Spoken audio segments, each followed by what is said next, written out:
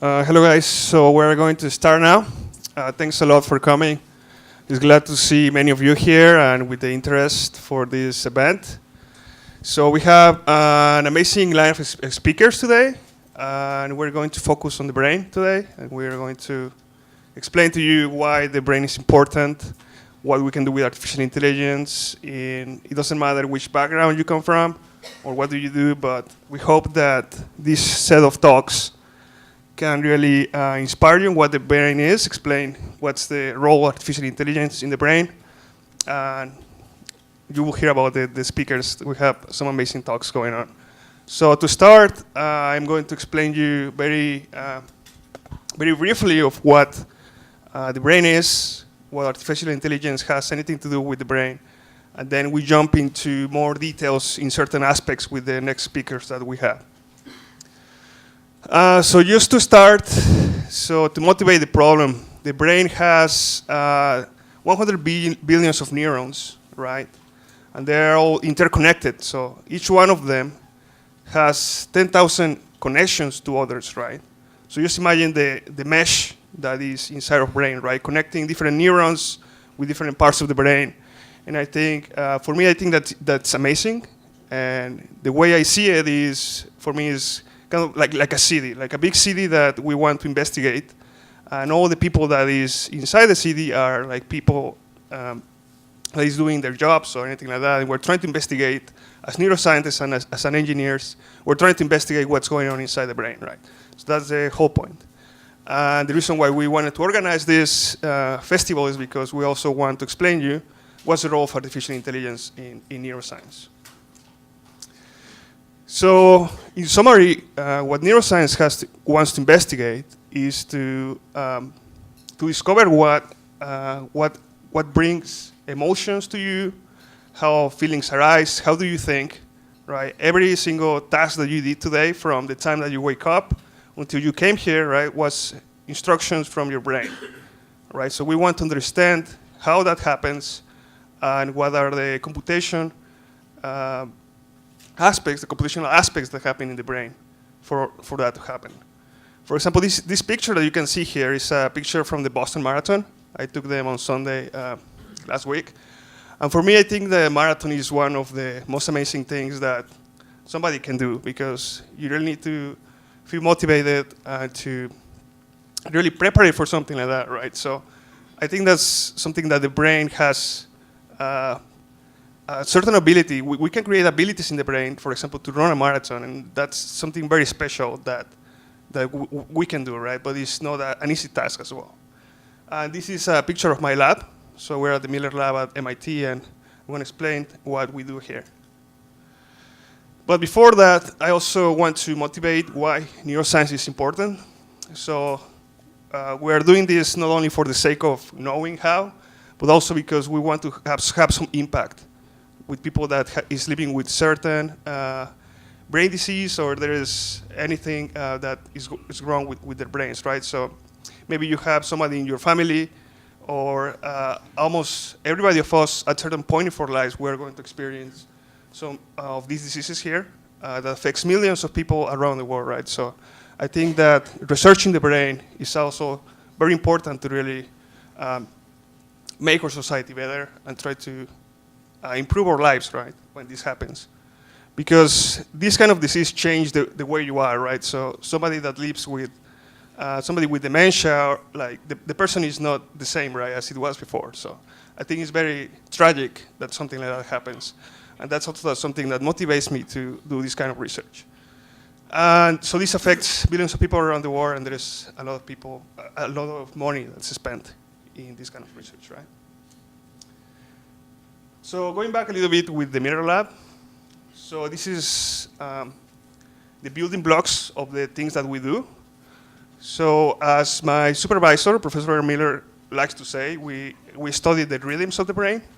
So there is some types of waves that our brain makes, and then we want to understand how those brains relate to behavior, or how the oscillations create some kind of behavior, right? So we want to investigate that, because before we started studying oscillations, people just focus on like single neuron recordings on in the electrical properties of the neurons, right? And we want to go a little bit more ahead of that and jump into more like how oscillations of wave create some kind of activity or what's the role, right, in behaviors in the human brain. So this is what happens in the experiments in my lab. So we have a sensory input that we design a task for an animal, and then the animal has to see something on a screen or something, right? And then it has to process what it sees, and then it has to make a decision, and then execute an action and make a motor decision. For example, if we show some random dots on the screen, and then we want the monkey to categorize, either because there is motion or something like that, we can do that, and then the monkey has to respond either like with a saccade or with its hand just moving left or right to what it wants to do. And then we can give a reward based on the response, right? So that's the way we investigate neuroscience in our lab, how we can make some discovery based on those recordings.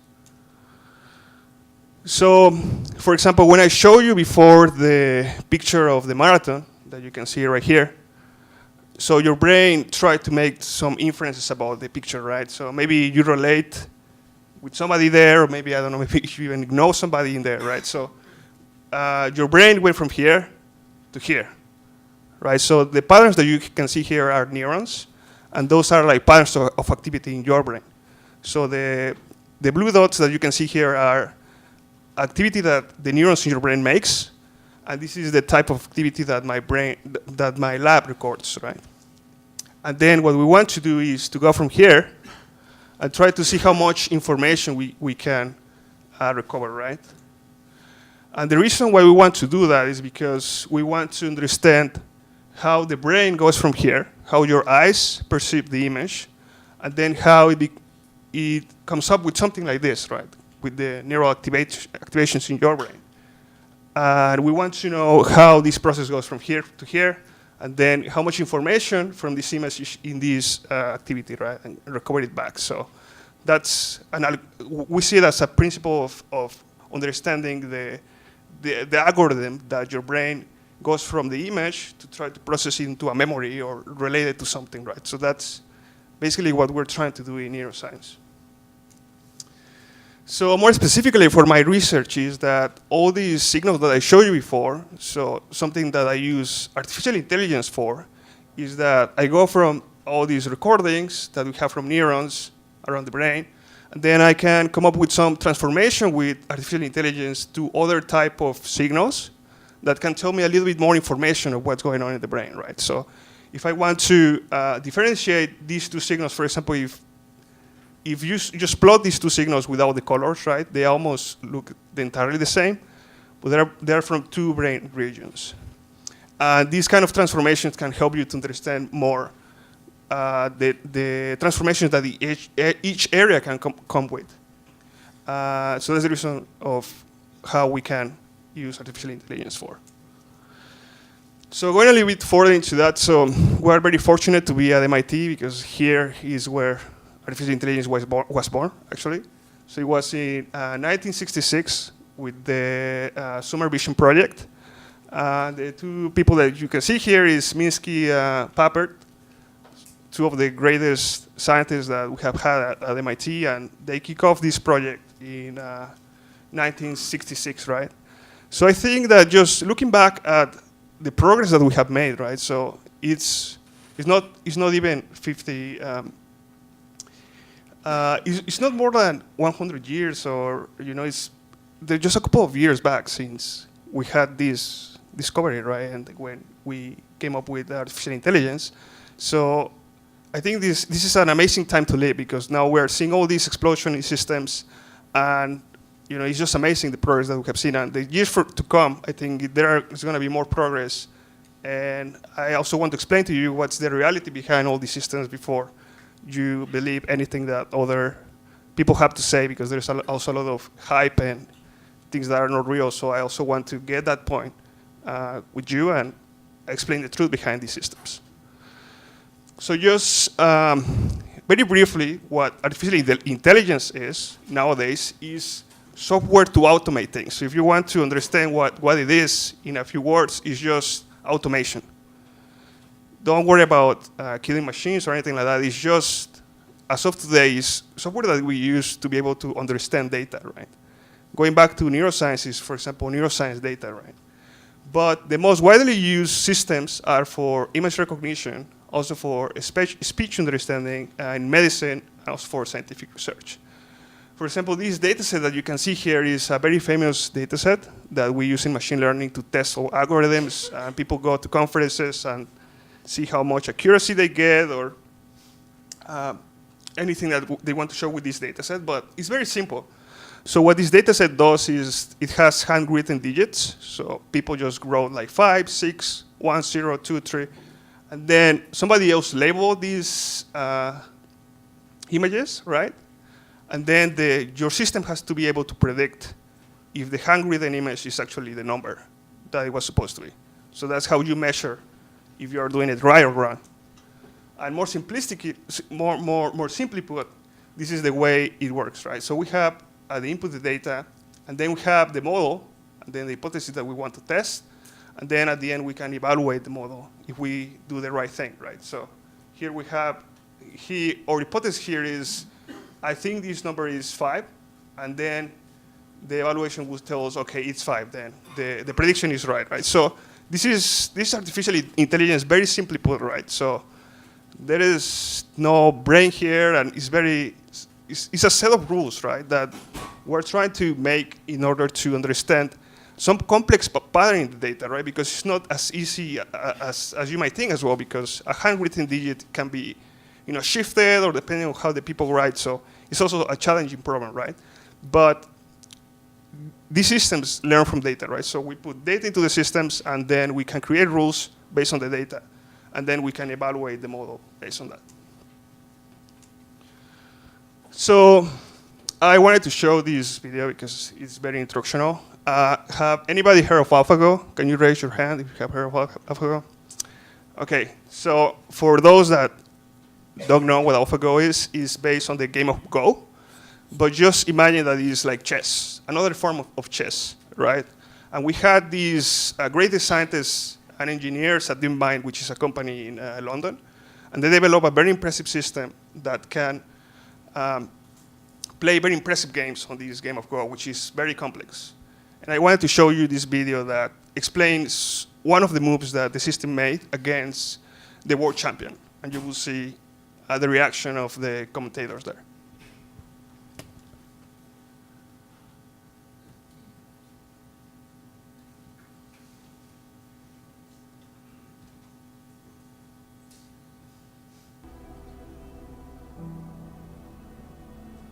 Lise Dahl go to smoke, and AlphaGo just play. Don't think about the opponent will be 0 or not.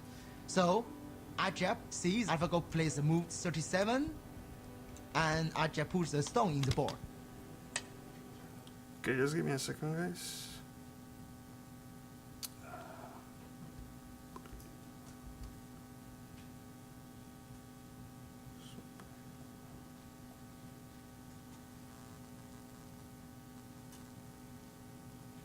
Because it's bad.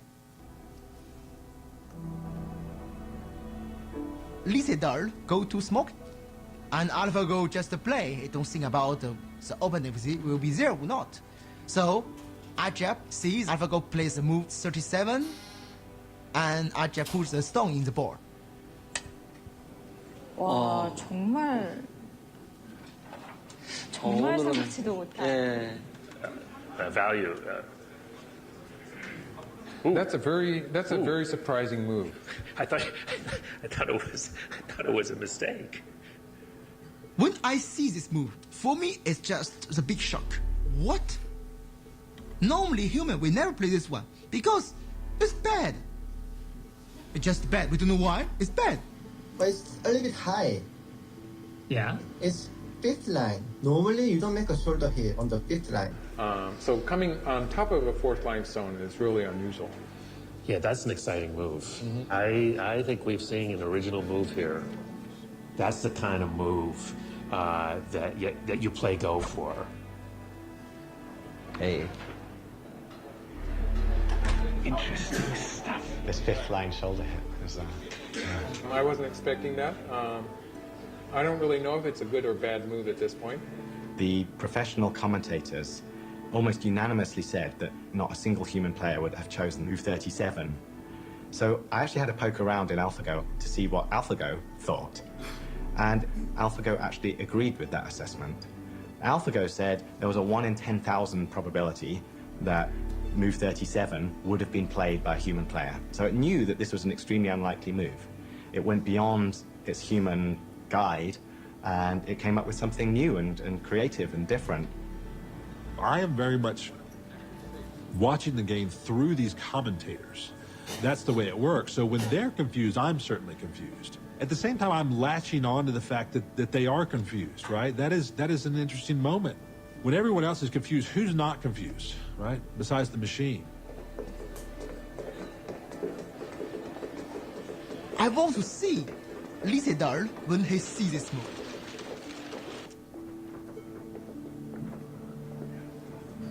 He's back. Lee is back.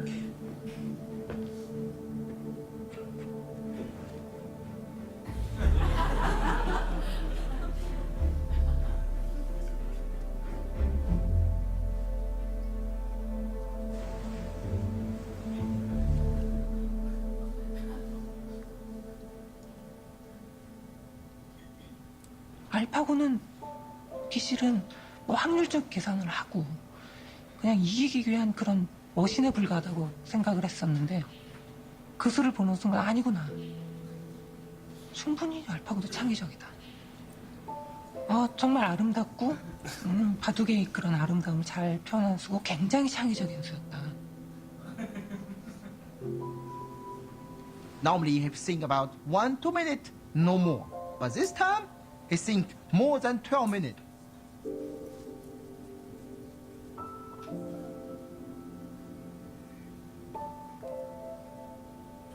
The more I see this move, I feel something changed. Maybe for human we think it's bad, but for AlphaGo, why not? Go is like geopolitics, like something small that happens here can have a ripple effect, hours down the road in a different part of the board. The game kind of turned on its axis at that moment. This move is very special because with this move, all the stone played before is work together. It's connect. It looks like a network, link everywhere. It's very special. All right, guys. So I really like that. I've seen that documentary like 3 times. So I really encourage you to look it online. It's just AlphaGo documentary, and you'll see the entire movie here, just 4 minutes. But for me, this is one of the most impressive results that we have today. And if you heard the commentators and what the engineers were saying, they were saying AlphaGo is thinking, right? So I want to look what AlphaGo was thinking, right? So I think we also need to be very careful with those kind of statements, because I think that what AlphaGo is for me is engineering. It's more an engineering product rather than a brain or something that thinks, because we haven't reached that level at this point. But I wouldn't say that it's impressive. It is extremely impressive.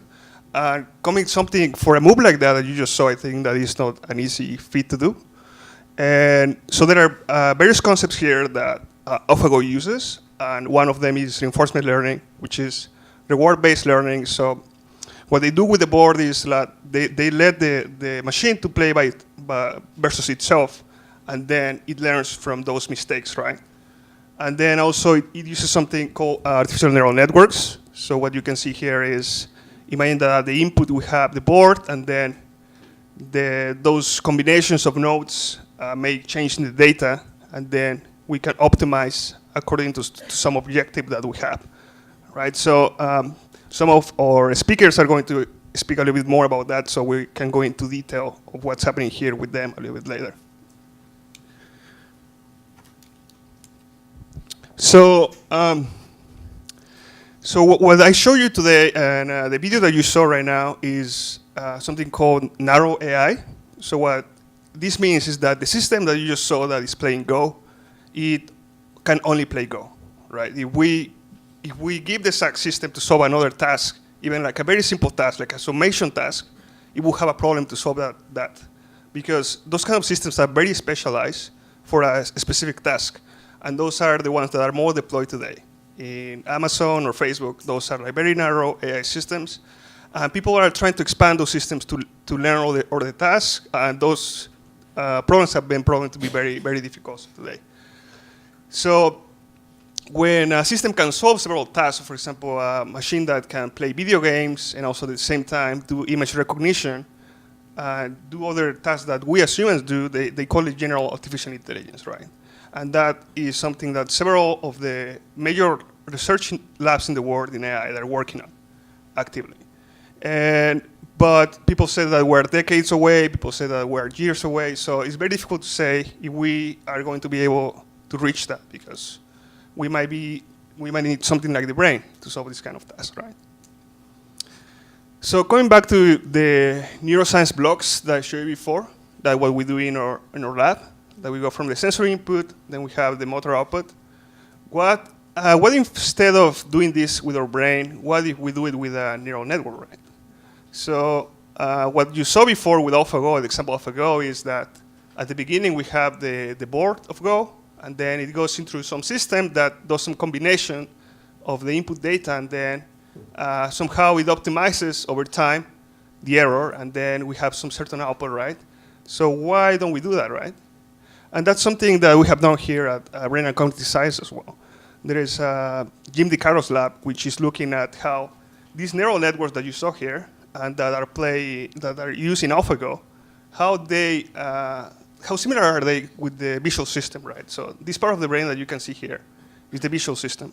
So they're trying to see if there is any relationships on how deep neural network processes an image and can tell objects from the image, and then how it relates to the brain, right? So there are some similarities, and you also can read the paper, but let's just also be very clear about this, that this is just a model, right? This is the best that we have today to explain a problem like image recognition, right? But we want to go more than that, and we want to investigate which other models can approximate that better, and what's the future of that. So we need new ways to look at the brain in terms of computation and also in terms of experiments. And something I can say about that is that as of today, we are able to record very small fractions of the brain. So we can record thousands of neurons right now. But that's not the whole story, right? As I said in the first slide, the brain is 20 billion neurons, right? And we still need to find a way to record those neurons to be able to make real inferences of what's going on in the brain. So I think that's something that if you guys feel passionate and there are children here in the room, that's something that you should think about to do, because that's a very unsolved task today. And then we can also go from saying that advances in computation or artificial intelligence can lead to our understanding of the brain, right? So we have all these nodes, and we want to understand how the neurons relate to the other. And so that's how artificial intelligence can make some contribution to try to understand what's going on in the brain. And then, so the results I showed before about the AlphaGo and the neural networks, they are inspiring the brain, right? So that's the way we can go from our understanding of the brain, help develop better algorithms in artificial intelligence, and then go from artificial intelligence to help solve problems in the brain, right? So it's a very great circle there that can benefit from each other. So we still lack a complete understanding of what's going on in the brain, as I said, and I think if you are interested in neuroscience, there is a lot to know, and there is a lot of unknown questions that we still need to solve. So I just want to finish by saying that if we combine our expertise in data analysis, expertise in computer science, in psychology, and in theory, when we are able to connect all these dots, we will be able to make sense of the brain and make sense of what's going on with us. But thanks a lot, guys, for your time.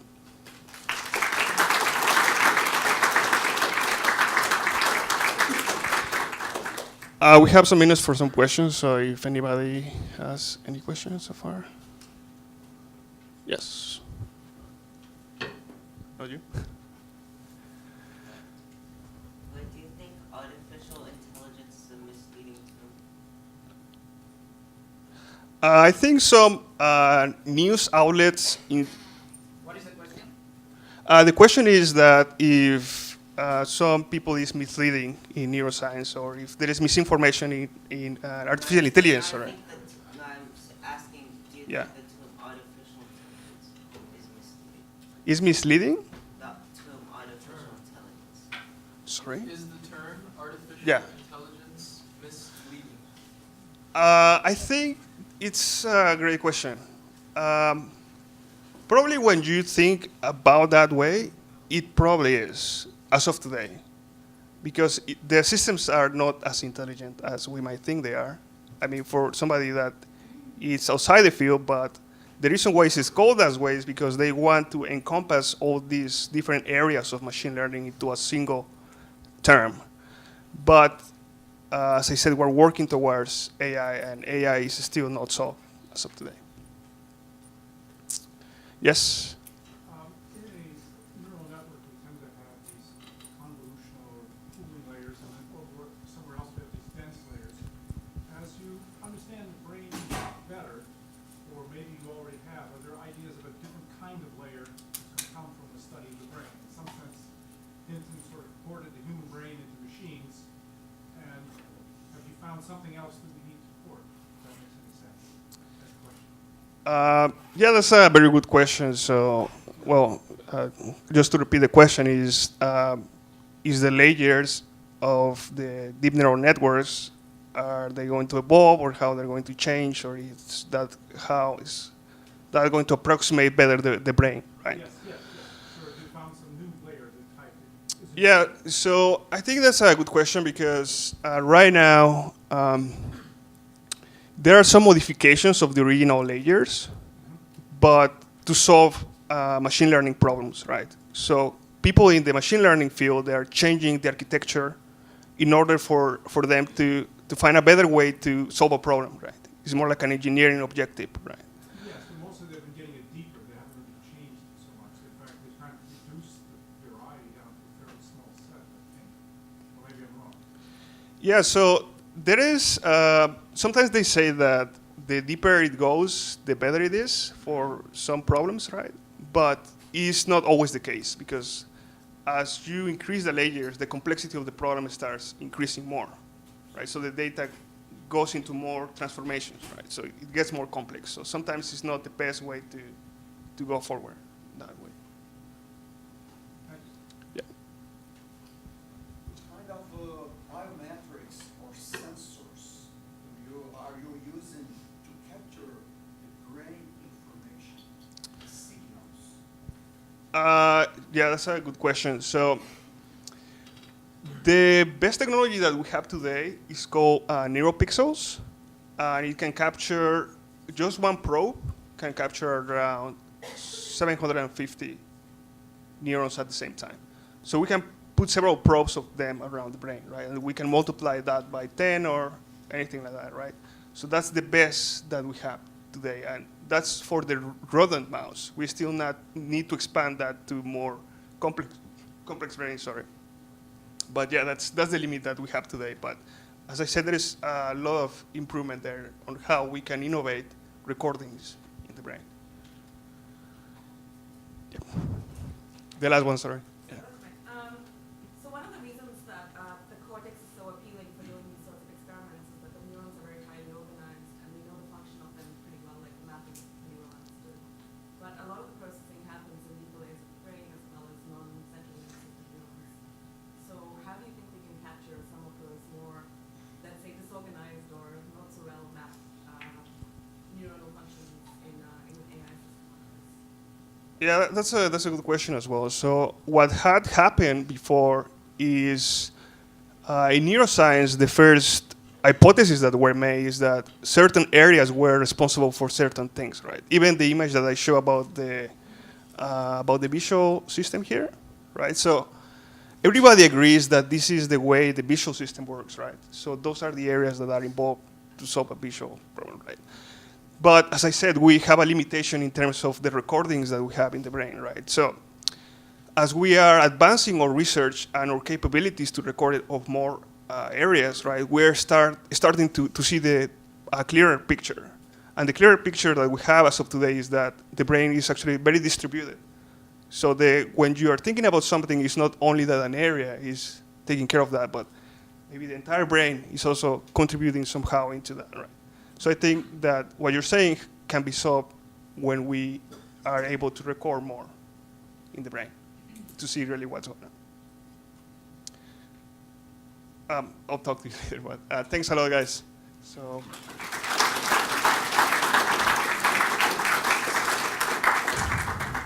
So now we have Kathy, right? Let me see.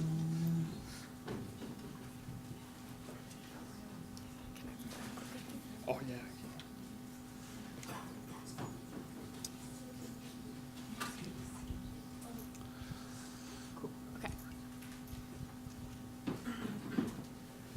Hi guys, I'm Katie. I'm an undergrad here at MIT, and I work in labs here at MIT and at Boston College. And today I'm going to talk to you about invariant representations of facial emotion and identity. And if that doesn't make sense yet, that's okay. It will in approximately 10 minutes. All right, so before we get started on the actual project I'm working on, let's talk about the brain. The brain is awesome. It's this complex, distributed system that takes care of basically everything you need to live. So your brain is doing a lot of things at the same time. It's planning and coordinating motion. Me standing here is actually quite difficult for my brain to do. It identifies who people are, so like I see my mom in the audience. Hi, Mom. I can parse out individual object boundaries, so I see this chair, and I know that that is a distinct chair, even though the whole visual input of the world is kind of just a wash of photons hitting my eyes. I can predict others' behaviors. So I think this talk should be making sense so far, so I predict some like head nods or something. Thank you. And I can determine others' emotional states. So if I see you guys smiling, I know that things are going well, and I can plan and produce my speech accordingly. So many of these judgments are made based on entirely overlapping sets of inputs. So say you're listening to me talk right now. Your brain is doing a whole lot of things with this single input. You're asking yourself, is this sound speech? If you're doing it right, yes it is. I am talking. Do you recognize the speaker? Probably not, but hi, I'm Katie. Is the speaker moving towards or away from me? Neither of the above. I'm standing here. Are you expected to respond? Not till the Q&A. And how is the speaker feeling? Pretty good. How are you? All right. So something similar also happens with faces. So say I have this picture of Happy Sarah here. What I can do is, without thinking very much about it, I can parse this into the fact that it is both my friend Sarah and that she is happy. Now this is something really cool about your brain. This is something that's computationally quite difficult to do, but you do it so easily that you can often ignore this. And something that's very special about emotion recognition is that it's invariant. So we have all of these different faces over here. We have Happy Sarah in the top left, some other people who I haven't decided to name yet. But regardless of whether the image is grayscale, whether they're facing to the side, 45-degree angles, no matter what's going on in these face pictures, you can tell that they are happy. Woo, that was something. All right. So what we want to know is how this might happen in the brain, and specifically what we do with extraneous information. So when we're looking at these pictures, we get a whole bunch of other information. We figure out, okay, this is a man, he's slightly older than Sarah, this person has bangs in their face. There's a whole lot of other stuff going on that we don't necessarily need when we're figuring out what emotion someone is displaying on their face. So let's figure out what we could be doing with this extraneous information. So there are two different ways that we could deal with it. If this extraneous information is a piece of paper, you could either crumple it up and toss it in the trash, discard it along the way, or you could build representations of non-target information. So you could fold this paper up very neatly and have a good representation of what someone's identity is, to know, okay, that is Sarah, even though I'm just trying to figure out whether or not she's happy. And you might be asking yourself, but why? If all I'm trying to do is figure out what emotion someone is displaying, why would I put in the mental energy into figuring out a representation of non-target information? And one thing you might be doing with that is subtracting away identity-dependent variance. So say we have Sarah here, and we know that she has a specific width to her mouth. We know the size of her jaw when she's not flexing it, when she's not annoyed. We know the distance between the top of her eye and her eyebrow, so if she was surprised, we'd expect that to be higher. But we only know what higher is when we know what the baseline is. So all of this information about identity might be necessary to subtract out before you can get to emotion.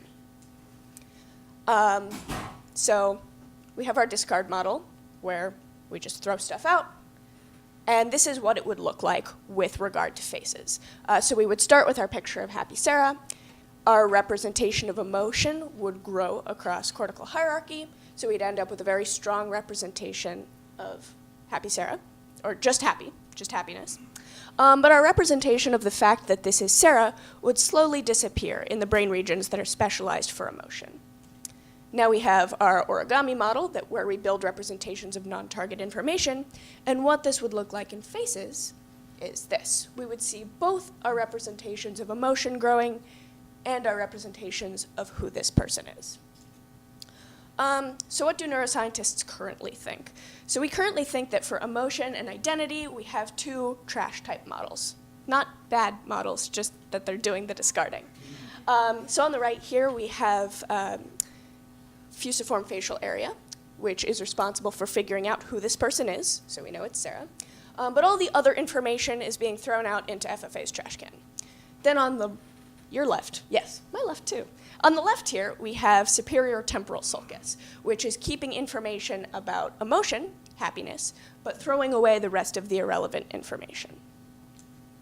However, there is some new neuroimaging evidence that suggests that STS, superior temporal sulcus, also represents information about identity.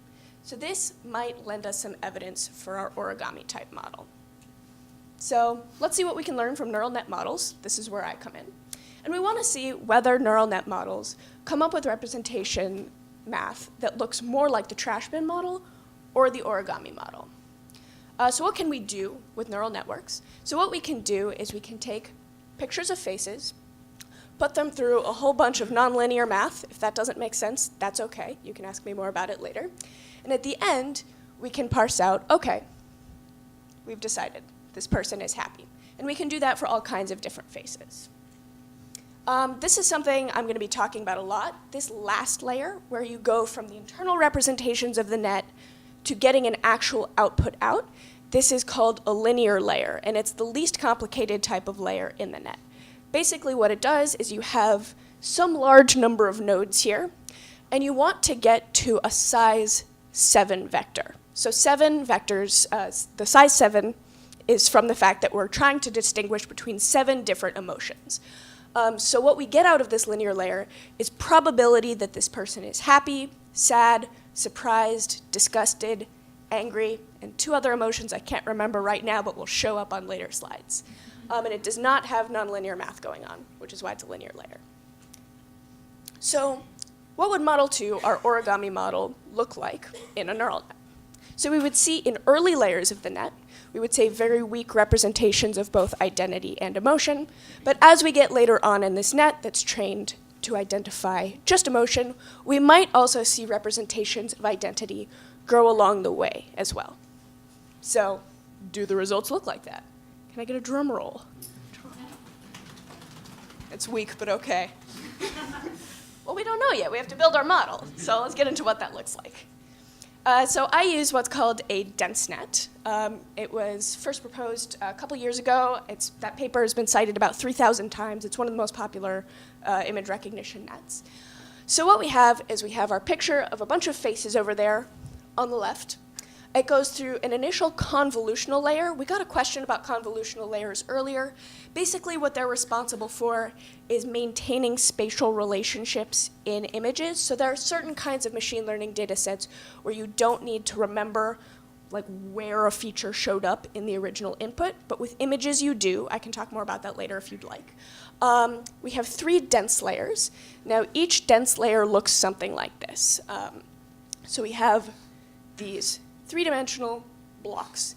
And in a traditional neural net, you would see these original red lines. So you would see that pixel, I don't know, we'll call it 7 there. It's connected to pixel 7 here. It's connected to pixel 7 here. But there would be no connection between that first layer over there and this layer over here. That is not terrifically brain-like. As was mentioned earlier, the brain is highly connected, highly distributed, very complex. Like, there are lots of connections between lots of different neurons. So even though it makes the net run a little bit slower, it makes it more brain-like and more accurate to add these connections between layers that are no longer adjacent to each other. So we have 3 of those dense blocks, and then we have our final linear layer. Remember, I just talked about that earlier. That gets us, okay, here we go. Happy, sad, angry, surprised, disgusted, afraid, and neutral, everyone's favorite neutral.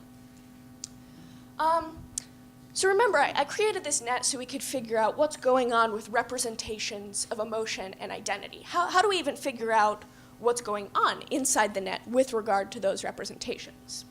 So what we can do is we can freeze part of the net.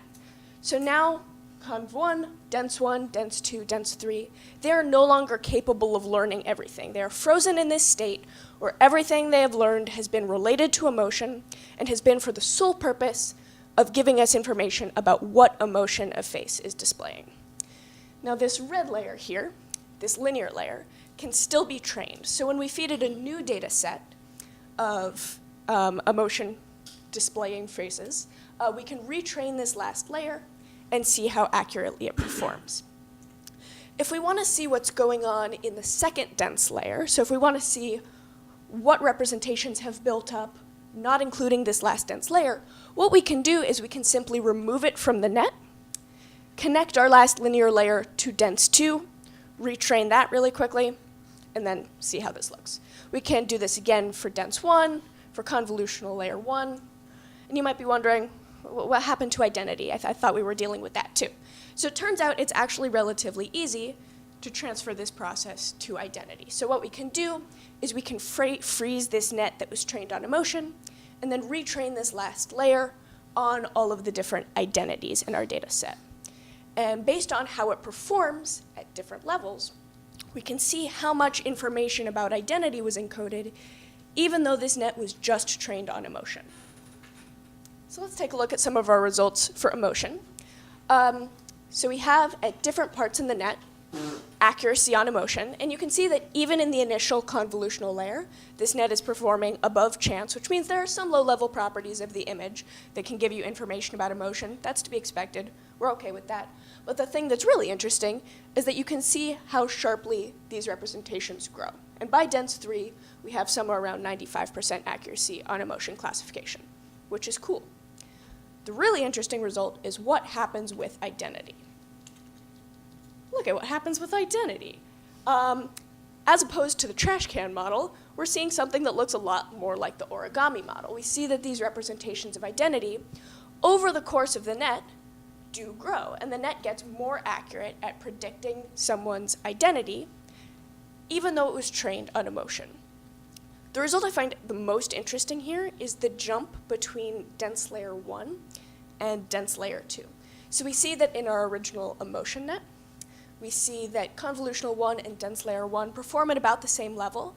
Then we see this sharp spike before dense 2, and it levels off again before dense 3. We see this exact same pattern in the identity representations. We see that it performs about the same on conv 1 and dense 1, and then we see this jump for dense 2 and dense 3, which tells us that there's something that actually tracks between the patterns of the two, that as we're building representations of emotion, our identity representations also grow and also potentially make our representations of emotion better. So some of you probably have bad eyes like I do, so I blew the results up a little bit so you can see them more clearly. So top 1 is emotion, bottom 1 is identity. And I know some of you, like me, are probably wondering, why did identity end up performing better than emotion if it was originally trained on emotion? That doesn't make a lot of sense. It's simply that emotion is a more difficult task. So our original neural net, we were actually very excited that it matches human performance on emotion recognition. Does anyone want to take a guess what human performance is on emotion recognition? Like, what % of the time do you think we get it right? Anyone? Yeah. Yeah, you. 90% of the time? Any other guesses? Yeah? 95%. That's confidence there. Anyone else? Yeah. 97. It's 65. We're really bad at faces, guys. We think we're good at it. We're not. Yeah. So that's why, and we're much, much better at identity. Unless you're prosopagnosia, then come talk to me. That's cool. Yeah. So we see that our origami model spontaneously arises in our neural net, which is pretty exciting. So what happens next with this project? Cardinal rule of computational neuroscience. Neural nets are not brains. Neural nets are not brains. Neural nets are not brains. There are many fundamental differences in architecture, in the way they're implemented, all that jazz. We don't have exponentially growing number of transistors in our brains. So what we want to see is if we can predict neural behavior with this net, if we can take a look at people in fMRI scanners looking at images of people's faces that display different identities and different emotions. We want to see whether other features build up along the way too. Is there something intrinsically tied between emotion and identity, or will we also see this with pitch, yaw, lower level image features? Motion information is super important for both emotion and identity. There's a really cool study that basically takes pictures of people's faces from videos when they're displaying high emotion. So you have like, oh no, the best one is videos of young children being told that their Halloween candy was taken, and people of around the same age being told that they just got Justin Bieber tickets. So you see some very excited and some very upset people of approximately the same age. And if you take just images from those videos, still with no context, we're really bad at determining what valence this face is displaying. We could think that someone who had their candy taken away is super excited, and someone who just got Bieber tickets is very upset. I mean, that person is their parent, but in this context, that face should not be upset. So motion information is important, and developing nets that can also handle video would be awesome for this project. One thing that's particularly important with regard to these models is that the trash bin model kind of necessitates that there are two distinct neural streams that take care of emotion recognition and identity recognition. With something like our origami model, it's much less clear. Both of these could take place in the same neural streams. We could have this kind of computation also going on in facial fusiform area instead of just STS. So there are a lot of questions we can ask about how this relates to the brain. All right. Cool.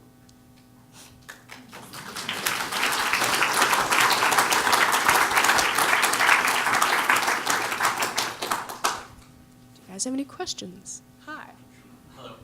It seems like the visual areas of the brain are much more structured than classical machine learning and algorithms that are just connectionist models. So I was wondering if the model you work with has some structure to it, or it's just connections, how it works, if you think that that is something we should implement in models like that.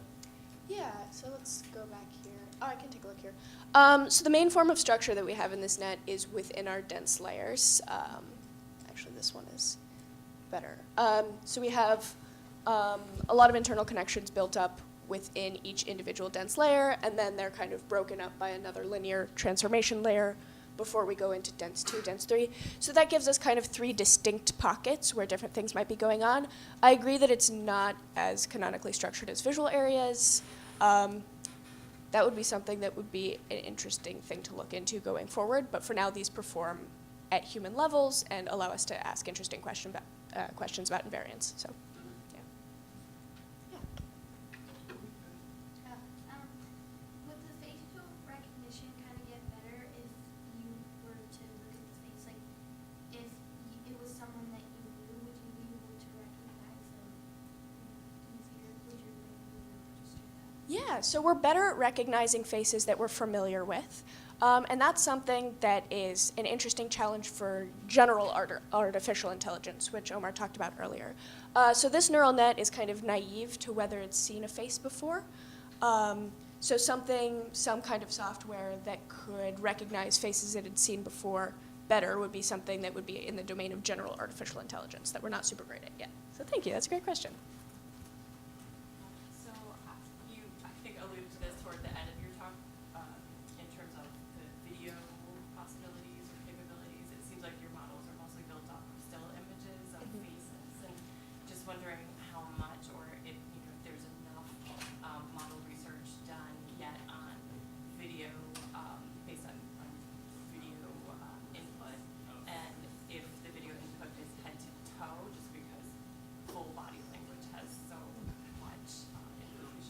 Yeah, so when you're creating a model, it's always a trade-off between ease and accuracy.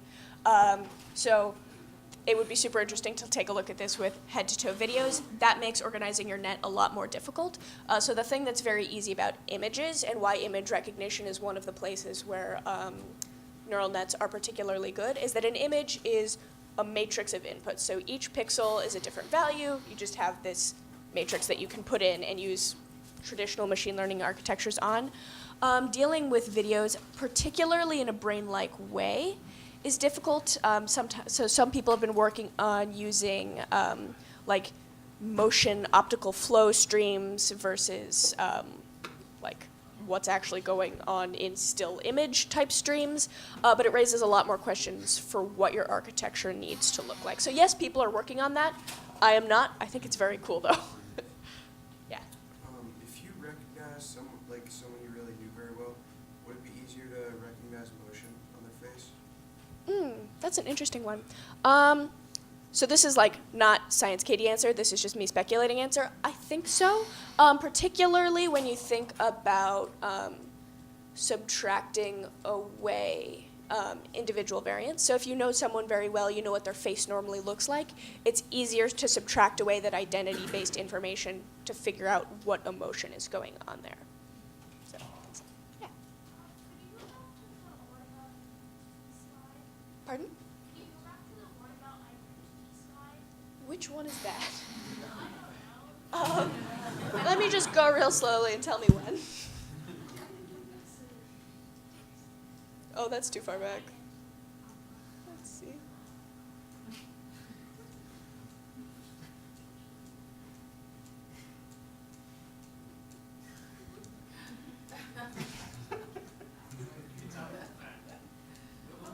Oh, was that it? Ah, okay, great, thank you. The ... Oh, sorry. That's just, there are 70 identities, and I only had 7 slots here. So that represents identities 4 through 67. Yes. Oh, yeah. So when you say 70 identities, does that mean your network knows 70 different people? Is that what it is, approximately? Yes.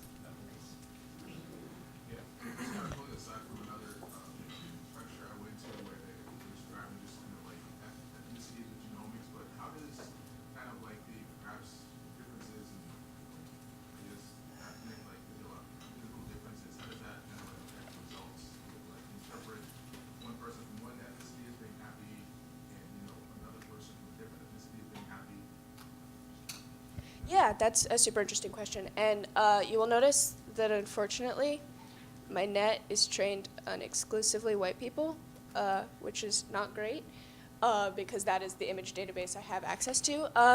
So likely, that would be something that's, again, tied into this idea of invariance. If you're building representations of someone's identity, you're also building representations of their ethnic background, also building representations, not just from their face, but from other interactions you've had with them, of how they react to different situations. So when you're interacting with a person, you're building a lot of different representations at the same time that you can use to subtract away variance from other kind of identification tasks. Does that make sense and answer your question?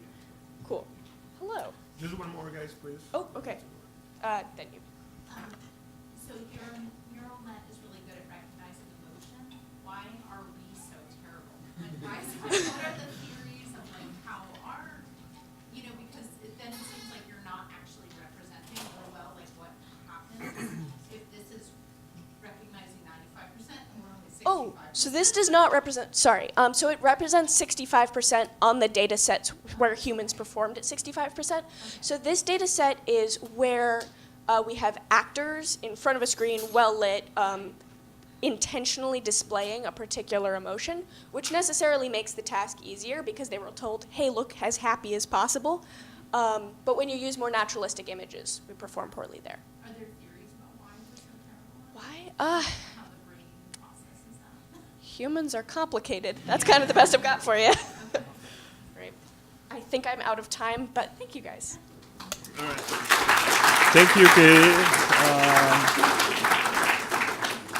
All right, guys. So let's move on to the next talk. If anybody wants to move, or there are some spaces here. If anybody's just like sitting around, you can come sit here. All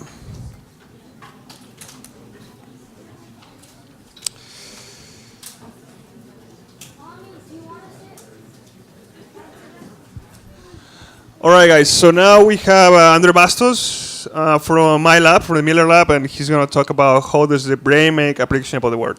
Andre, take it away. All right. So is everyone settled in? This is really fun, guys. Thanks, everyone, for coming out. It's really wonderful to see such an age range, such a wonderful diversity of people, and a lot of kids. And I want to share with you guys a little bit about my excitement in neuroscience, and also give you a little bit of a historical perspective on how we understand what a prediction is, or an expectation. So for me, this is one of the really interesting parts about the brain, is how does the brain build up an expectation? Everyone has an expectation right now, namely that I'm going to say something hopefully interesting about the brain. So one example of this is that the brain doesn't just pick out an image and then say what is the identity of that image, or even what is the emotion, right? And already at the level of extracting emotion, that's in a sense making a prediction. We're making a prediction about what's happening in that environment. And so think about this scene right here. We can identify different faces and their emotions, but almost naturally, almost instinctively, it's almost like you can't stop yourself from wondering what is going on in this picture here. Perhaps this man here is in a job interview, and maybe he just gave a very interesting presentation, and that's what's making everybody happy. And in that same sense, perhaps you're also making a prediction that I'm going to say something interesting, so hopefully I don't cause too much prediction error at the end of the talk about that. So my point is that the brain is naturally making predictions. So how does this work? So before I get into that, let's take a step way back. Maybe we're getting too far ahead of ourselves here. How does the brain represent anything? Anything about the external world? So we've seen already a couple of talks that are indicating a couple of ways that the brain does that. I'm going to review that a little bit from a historical perspective. And to do that, we have to pay tribute to the originators, two of the originators, David Hubel and Torsten Wiesel, who received the Nobel Prize in 1981 for their work on the visual system and how the visual neurons encode information. And this was possible because of an invention that David Hubel came out with, the tungsten microelectrode. And this was one of the first times that we were able to eavesdrop. This is the electrode here, and this is a brain cell. We were able to eavesdrop into what those neurons were doing. In other words, try to understand what sort of messages are they encoding about the external world. And so this was in the late 50s. Nowadays, as Omar was talking about, we can do up to 1,000 of these recordings. The recordings are also much smaller, so much less impactful on the brain function themselves, because of course you want to study the brain, but you don't want to interfere with those neurons. So we're getting a lot better at doing this type of recording, but this was one of the first recordings that was done. And where do we start in terms of representing the world? Well, one natural place to start is the visual system. And historically, the reason for doing this is simply that we can control the stimuli very, very nicely.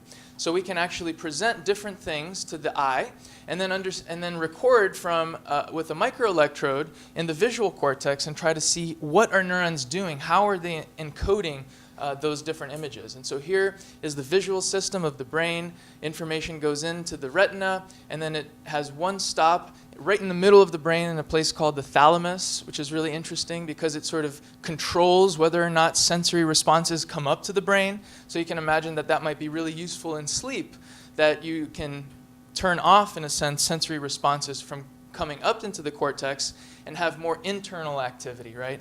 So that's a little bit what the thalamus is doing. But then those neurons project to the visual cortex. So what are visual cortex neurons doing? And for this, I'm going to play a movie. Hopefully it'll work. Should I go to YouTube because of the volume? Yes. All right. That was easy. So here we go. All right, so let's pay attention. What's going on? So these are neurons firing, okay?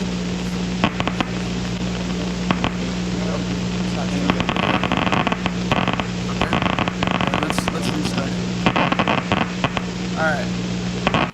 So what we're going to listen to here are individual action potentials. Okay, so action potentials are the language of the brain. Action potentials is what one neuron does when it wants to shout at another neuron and say, hey, I'm seeing something, okay?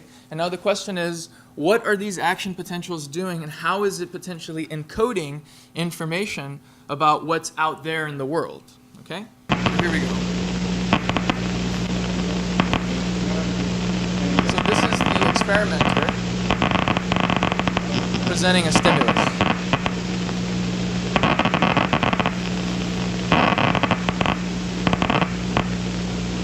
Here he is marking the part of the visual field that causes the neuron to shout. Hey! But not over there.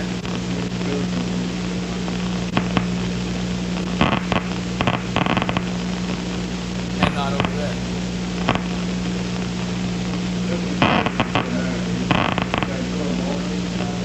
So in this particular configuration here, when a light bar is being shown in that particular orientation, you get cells that are firing to that particular input, but not other inputs. And that's the central idea for what Torsten Wiesel and David Hubel got their Nobel Prize for.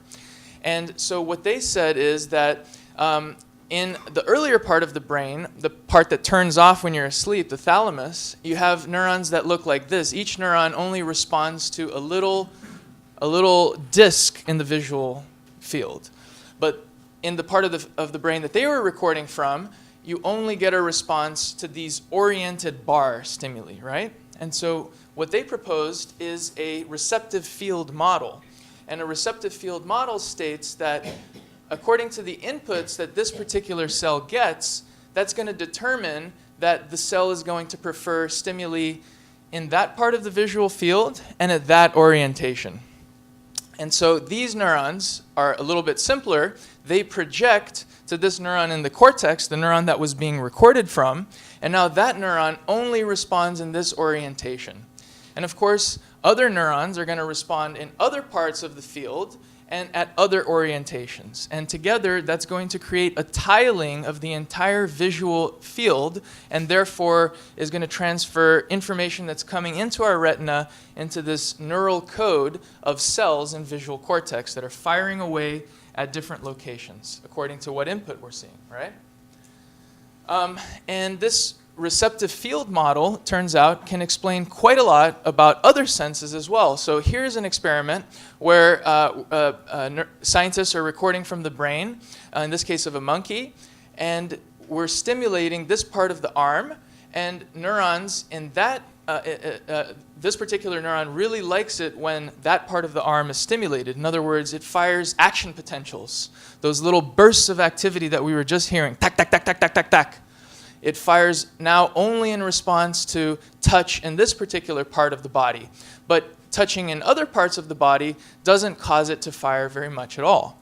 So here we have another completely different sensory modality, somatosensory, or our experience of touch, which is also encoded using what is called a receptive field. That is, a particular neuron, a single neuron, cares about one part of the body. Other neurons are going to care about other parts of the body, and together you can form a map of the entire body. And now this turns out to be true for every other sense as well. It turns out to be true for the hearing sense, or audition. And in audition, neurons care about the place that the sound is coming from, but they also care about the frequency content of the sound. So they transform frequencies into whether or not a particular neuron is firing. So all throughout the brain, we see neurons that behave like this, but mostly in sensory systems. And so this is one of the most influential diagrams that you'll see. Even today, neuroscientists will put up this diagram in the beginning of a talk. And what this diagram shows is the connections between different parts of the visual cortex, right? So the part of the cortex that I showed in this previous diagram here, the retina to the LGN to the cortex, that's just the beginning of the story. So that's just this part of the story right here. retina to LGN to the very beginning part of the cortex. But after that, we have all of this complex processing happening all the way to the top of the cortex, right? And this is just the visual system, so just one sense. Other senses have their own hierarchical organization. Why do I say hierarchical? Well, that's because information flows bottom up, or flows in this direction of this arrow, this green arrow pointing up. Because, of course, information flows in through the eyes and then goes all the way up, all the way to the top, where people think at the top of the processing chain is the hippocampus. And the hippocampus is the place where sensory information is potentially transformed into memory information, right? So that's sort of the model that we have at the moment. And the challenge for us is to understand what these different areas are doing and how information is flowing across these different areas. So how far can the receptive field model go? How far can we take this idea that if we just build up a small representation and put that together with another, that we can get something complex out of that? Is that what is explaining the brain? So this was a very influential study that took it to the next level, no longer recording in the very beginning part of the hierarchy, but now recording more in these upper parts of the hierarchy here, and testing neurons for more complex features, in this case, a face. So this is a neuron that has a preference for a face. Both the monkey face and a human face will cause that neuron to fire, again, these action potentials, these binary yes or no events, as we heard in the video, tac, tac, tac, tac, tac, tac, tac. So that's what the neural message, the neuron is encoding the presence of a face. And interestingly, if you change the essential features of a face, that is, you take out the eyes, for example, the neuron doesn't really fire as much. But now an artificial face that the experimenter just drew, and perhaps you can tell this is a scientist because the face isn't very good, also causes the neuron to fire. But then a random, but just as much stimulation, but in a random configuration, doesn't cause the neuron to fire at all. So that was the key insight behind these studies, is we can build up a complex representation by putting together small pieces of the puzzle. First these oriented lines, and then feeding forward into more complex sorts of features. And so this is an image now, not of the brain anymore, but of a deep neural network, the same image that Omar was discussing earlier. And so what this is showing is the same feed-forward pattern of activity. And here in the earliest parts of now the deep neural network, we see the same sorts of receptive fields that were recorded by Hubel and Wiesel, these small oriented bars. Are what is being shown here. So these neurons, just by training the network to perform image recognition, are starting to look like the cell responses that were actually recorded in the 60s. And then later on in the hierarchy, we start getting facial features like eyes and ears and a nose. And then at the highest parts of the hierarchy, we get faces, right? And so how do we get this? So as Omar also touched upon, the way that we can do this in artificial intelligence is that we give the network thousands, hundreds of thousands, even millions of training data, and we allow those training data to fine-tune these weights. So that's what machine learning and artificial intelligence, one of the things that they're trying to do is find out what is the optimum set of weights to train this network in order to get it to perform these types of tasks, right? But hang on a second, there is a big thing that we have not touched on yet. And that is that not only is there information flowing up this processing chain, flowing up the hierarchy in the feed-forward direction, but already at an anatomical level, there's actually more connections that are flowing down the hierarchy in the feedback direction. And this is something that we are still trying to understand. What are these feedback connections doing? And one of the ideas that I have is that perhaps it's doing something like forming our predictions. So not representing what's out there in the world, but potentially representing what we predict is out there in the world. And of course, that's going to inform how we interact with the world and how we perceive the world. And here's an example of that. So how many people are perceiving just random dots here in this image? One person, two.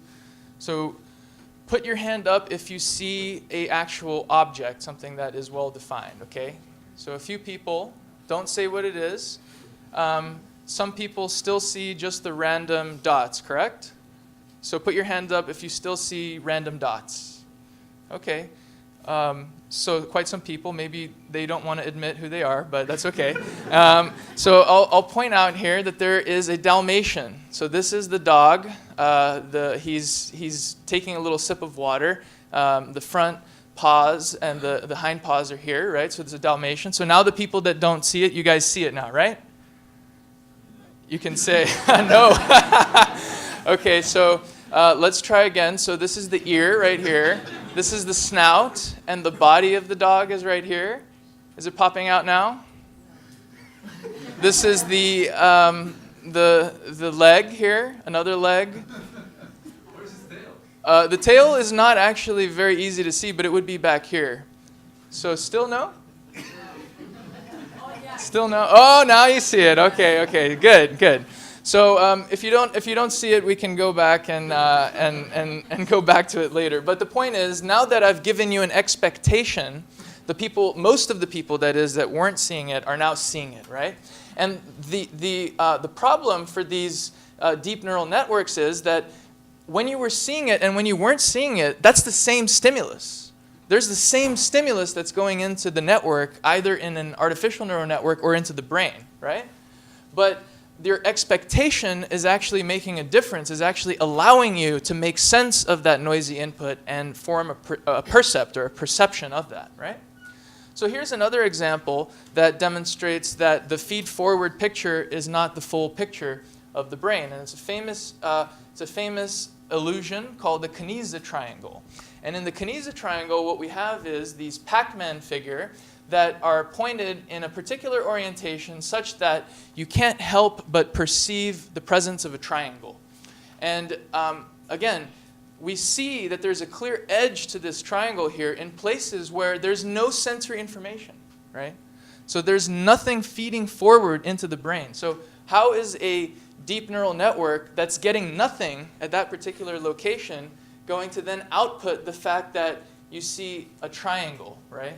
And the answer is it's not, because those deep neural networks, they don't have the feedback capability as of yet. So this is a big difference here, illustrating a big difference between how our brains perceive the world and how something like an artificial agent in the current form is perceiving the world.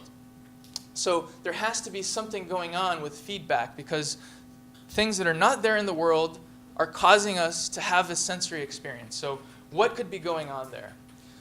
And now this is where I turn to brainwaves. So we've all heard about brainwaves. And why do I want to think about brainwaves? Well, perhaps one place to look about for evidence for what's generating our internal sensation and our internal expectation and experience, perhaps one place to look at that is what the brain is naturally doing in the absence of a task.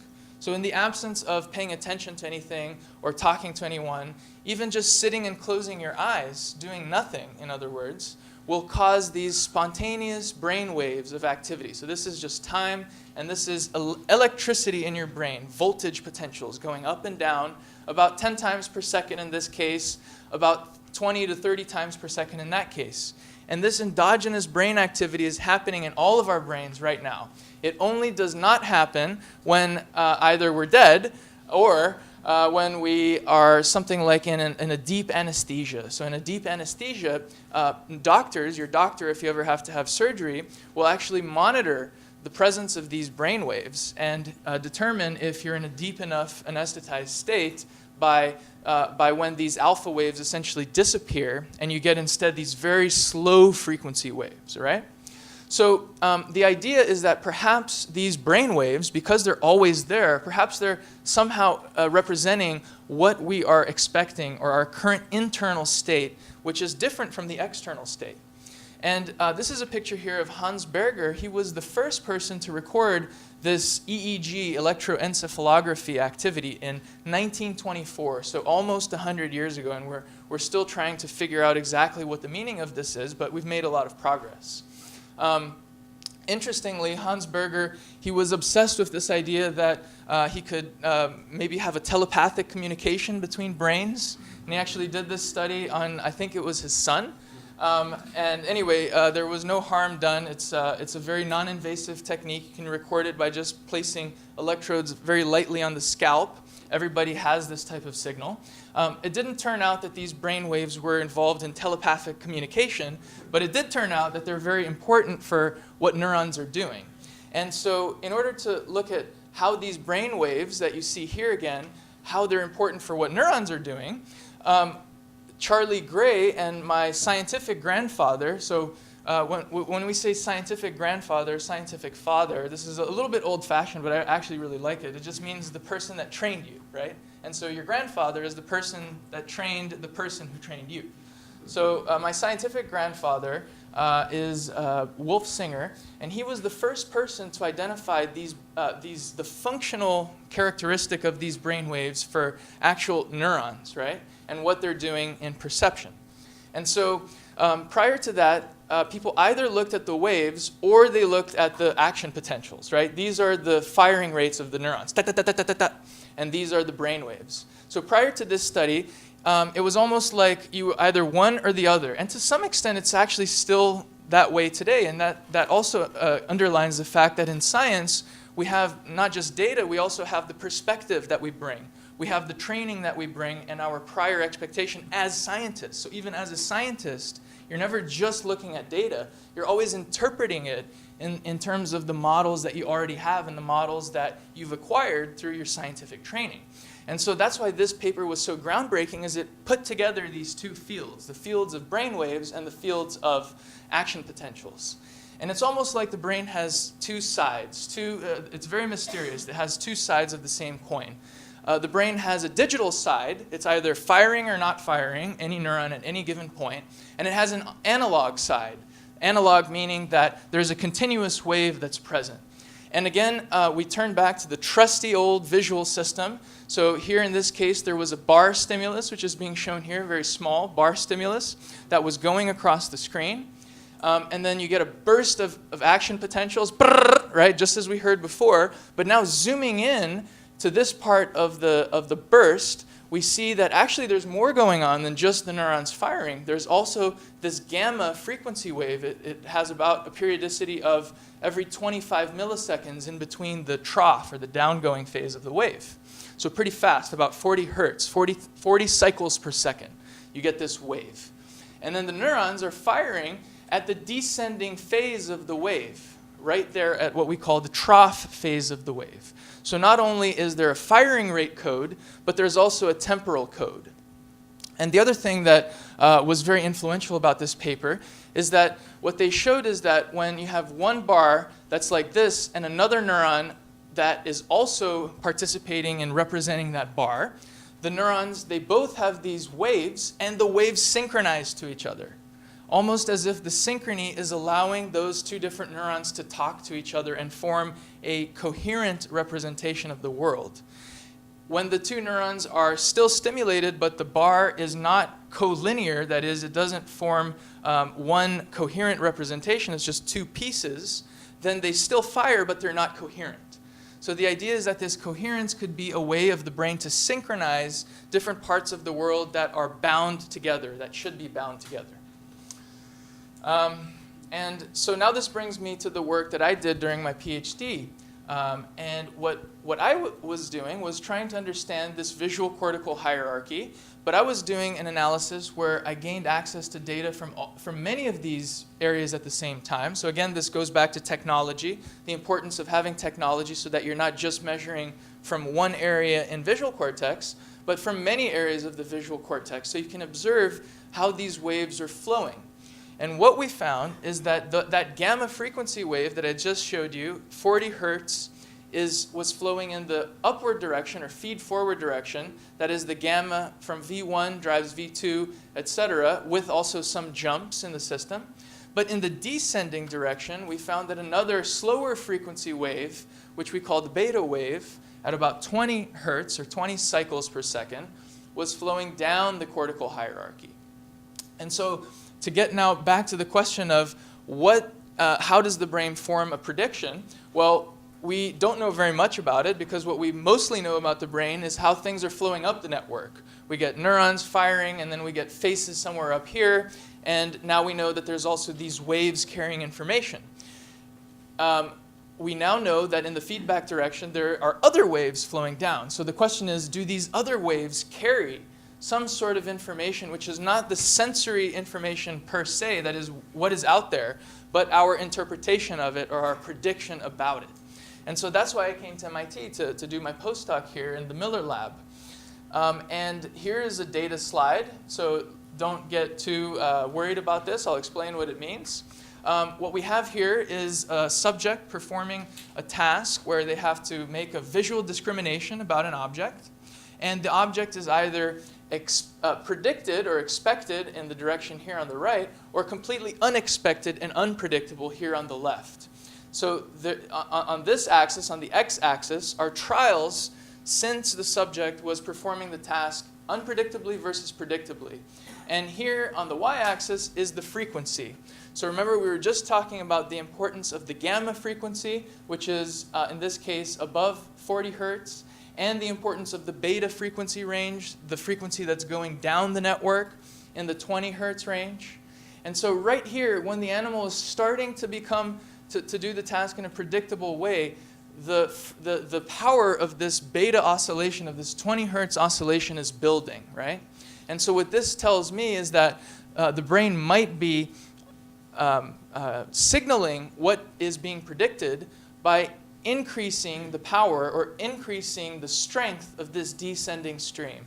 And so that's what we currently think is going on. We think that the beta band is actually carrying information about what is being expected at the current point in time.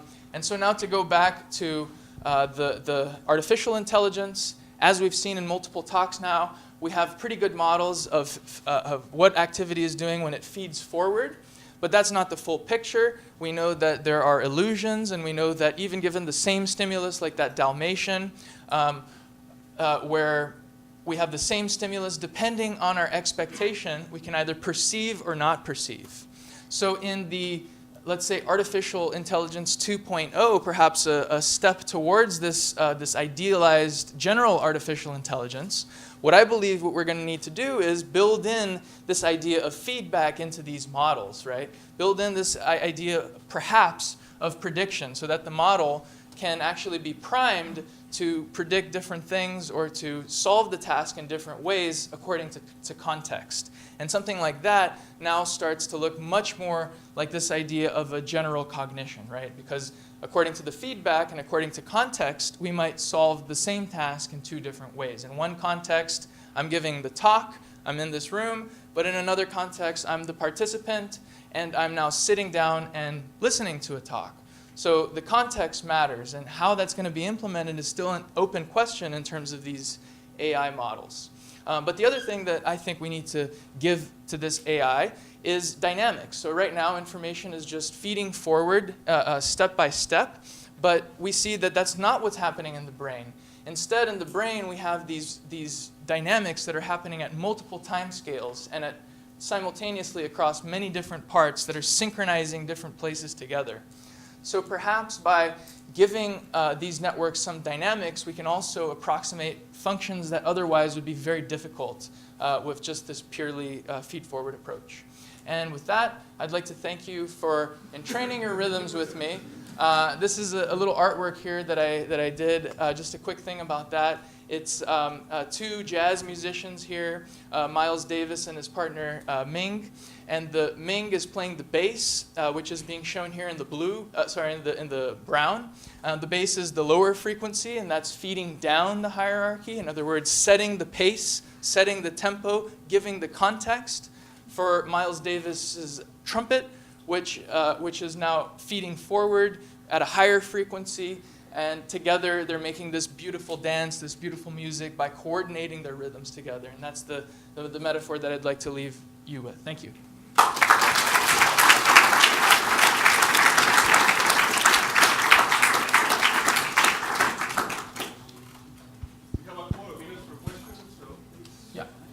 So when you're training the visual cortex, does binaural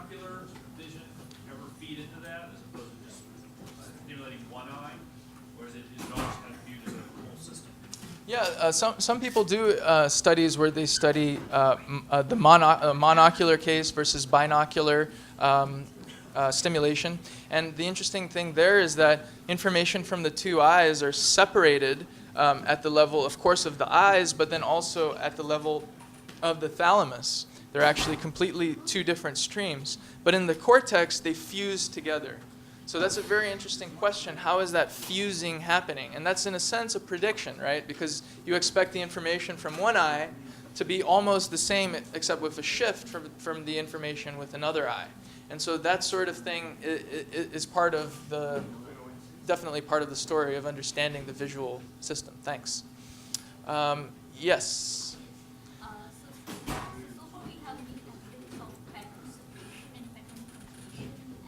Mm-hmm.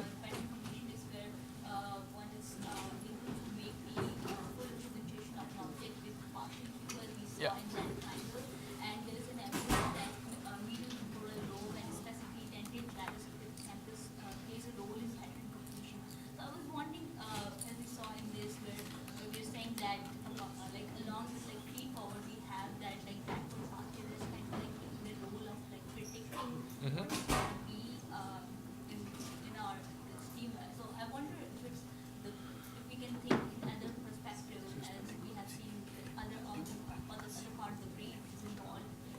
So the question was, what about what happens when you are perceptually filling something in, like with pattern completion, right? If I have a stimulus like ABC and then D, if I get trained enough on ABC, I can predict that D is going to happen. And that's a very nice paradigm, actually, for studying prediction. That's something that I'm actually also using in my own research. And what we see there is that neurons, even before they get the D, they already know that the D is coming. So the neurons are actually already representing the identity of D even before it gets to D if you're in the ABC context. And so that's a really interesting paradigm for looking at that. We're now looking at also at the underlying mechanisms of that. For example, to see whether or not these beta waves are also participating in this idea of encoding the expectation for D when it's in a predictable sequence. So thank you. I think one more question? Yeah, one more. Okay, one more question. Yes, please. Yeah. So, like, if your hand gets too cold and it starts moving and then it starts getting numb, is that because the stimuli are firing faster or they're slower? So is it when you get your hand really cold and then it becomes numb, what's happening there with the stimuli, with the sense receptors? So you actually have sense receptors on your skin. And those sense receptors are the ones that are actually detecting mechanical information. So every time that you press on the finger, you cause a mechanical depression of the skin. And then tiny, tiny little sensors in the skin are what's picking up on that. And they send these action potentials that I was showing you before, these streams of activity from the sense receptor up into your brain. And so already at the level of those sense receptors, you already have information processing and information transmission just purely due to the mechanics of it. So what happens when you get numb? Well, there could be several things going on. One thing that could be happening is that just due to temperature, you might be affecting those sensory receptors' ability to actually get information through. So that's one possibility. The other possibility also is that those sense receptors are getting so excited over time that they're essentially getting fatigued or getting tired out. And so they're adapting to the stimulus. And that's one of the things that also happens with the brain. If you saw in those in the visual stimuli that were happening, the neurons sometimes fired in these bursts of activity right in the beginning of the stimulus. And then the stimulus was still there, but the neurons are kind of tapering down in how much that they're firing. So some neurons really care about changes in inputs, and other neurons care more about this persistence of activity. So that's a great idea about, that we can now address with these techniques that we have about what's happening in the brain. And, if you're interested in that, I would really encourage you to go further with those questions. So thank you again.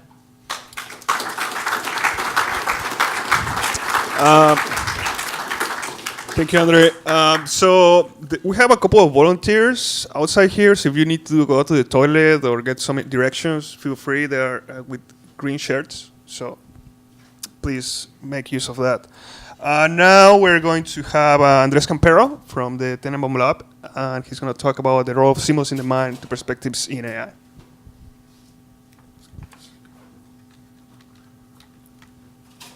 Tú me dices cuando caes. Sí, yo te aviso.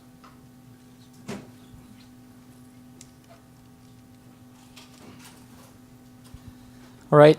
Hello. I'm Andres. I'm from Mexico. I'm doing my PhD here with Josh Tenenbaum, which in a lab that's called computational cognitive science. So before I start, let me tell you two important things in case they aren't clear right now. Everyone in this building and most scientists agree that the brain is a computer. So the brain is a computational system, and the very good way to understand it is to think of it as a system that has some internal state, just like my laptop right now, and it receives some signals. So we saw many examples of vision, like how the photons come to my retina, understood as a matrix of photons reaching the retina, and then the brain is a processing machine that treats that and then yields some output, right? So we still don't understand how that works. We still don't know what is the computational program that runs my consciousness and my dreams and my imagination. But there's more and more evidence that it is understandable, that it is manipulable, and that it's reproducible, just like everything else that there is in the world, right? And that's intense, right? Like if we are able to understand thinking and reproduce it in machines, since the brain seems to be a machine and we're able to understand it and reproduce it, that could be quite impactful. So that's why neuroscience and artificial intelligence are so big right now. And I wish that when I was younger and I was deciding what to study, I was aware of that, because nobody told me. I thought there were like light bulbs, cars, and phones, and I didn't realize the importance of the concept of computation and how computers were really something like special in that sense.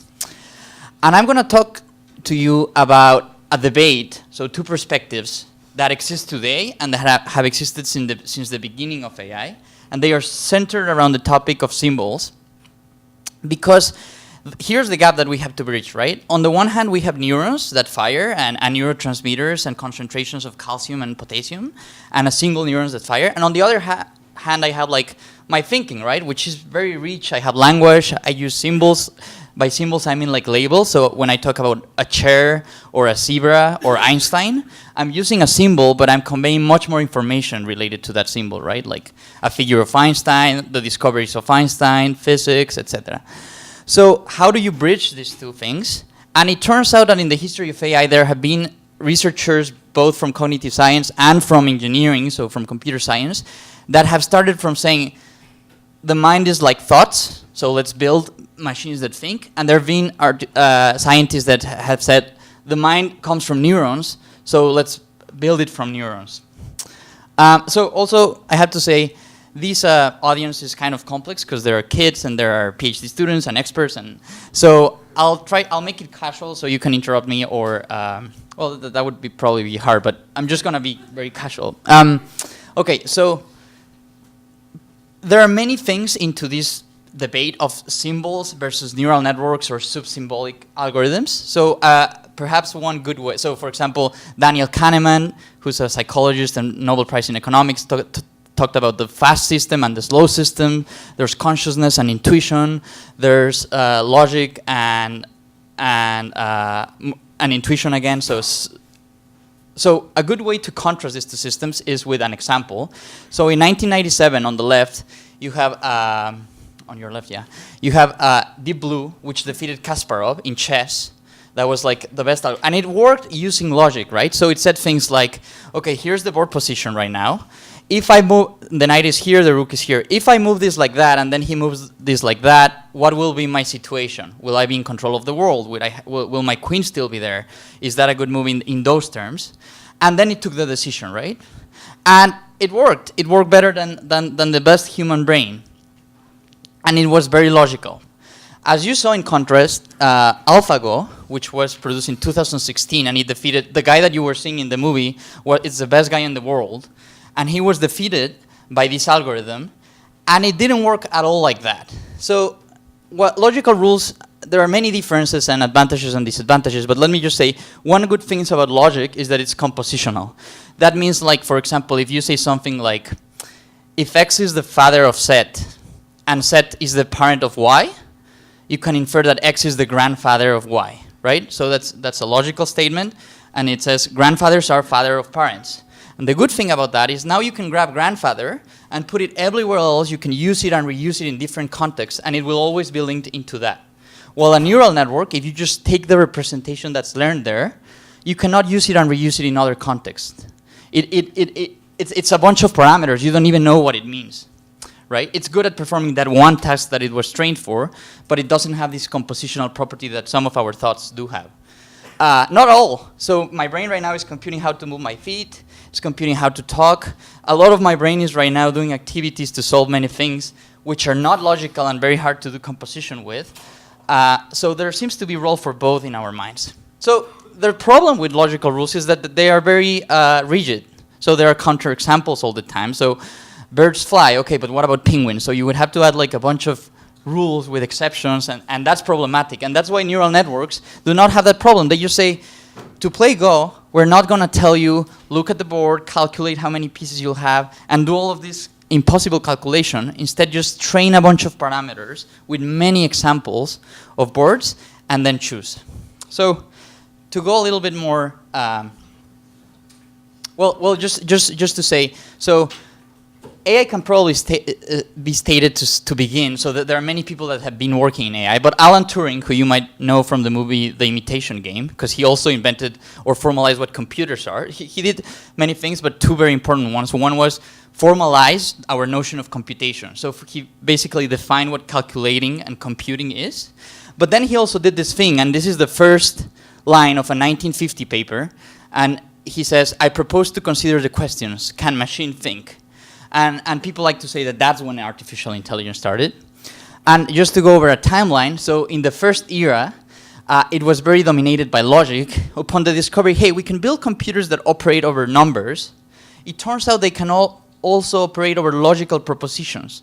You can you've maybe seen this logical table, so P and Q with an AND imply P, etc. There was a moment in time that was very exciting for AI, when the term AI was coined, that people said, we have figured out how to put logic into our computers, so we have it solved. We can build logical machines, we have solved intelligence. Some groups, so the ones in orange, which are the neural network guys, they were saying common sense and intuition are much harder than logic and cannot be explained like that. And so, for example, in 1970, there was one computer in MIT. So that tells you how fast this is growing, right? And the MIT AI group was formed. And then, after that period of excitement, there was a long period of what has been called AI winter. Winter in the sense that the excitement went down, the media was less attentive to it, basically because those initial algorithms were not able to kind of produce intelligent machines yet. In some cases they were. They were machines that played board games, and there were some that could translate some things, but it was still not deployable in the world. So for example, Google using AI was invented in 1998, and of course it changed the world in many senses. And then in 2012, the current thing that we're living, where AI is so exciting and everyone's talking about it, and there's so much resources, happened when deep learning came about, again, based on perceptrons and other neural networks models. So I'm just stating this contrast between these two perspectives has existed since the beginning. And as you have probably seen from some of the talks of how neural networks work, the things that are missing seem to be related with like modeling the world, thinking more abstractly, not for specific tasks, but borrowing concepts to broader things more like logic.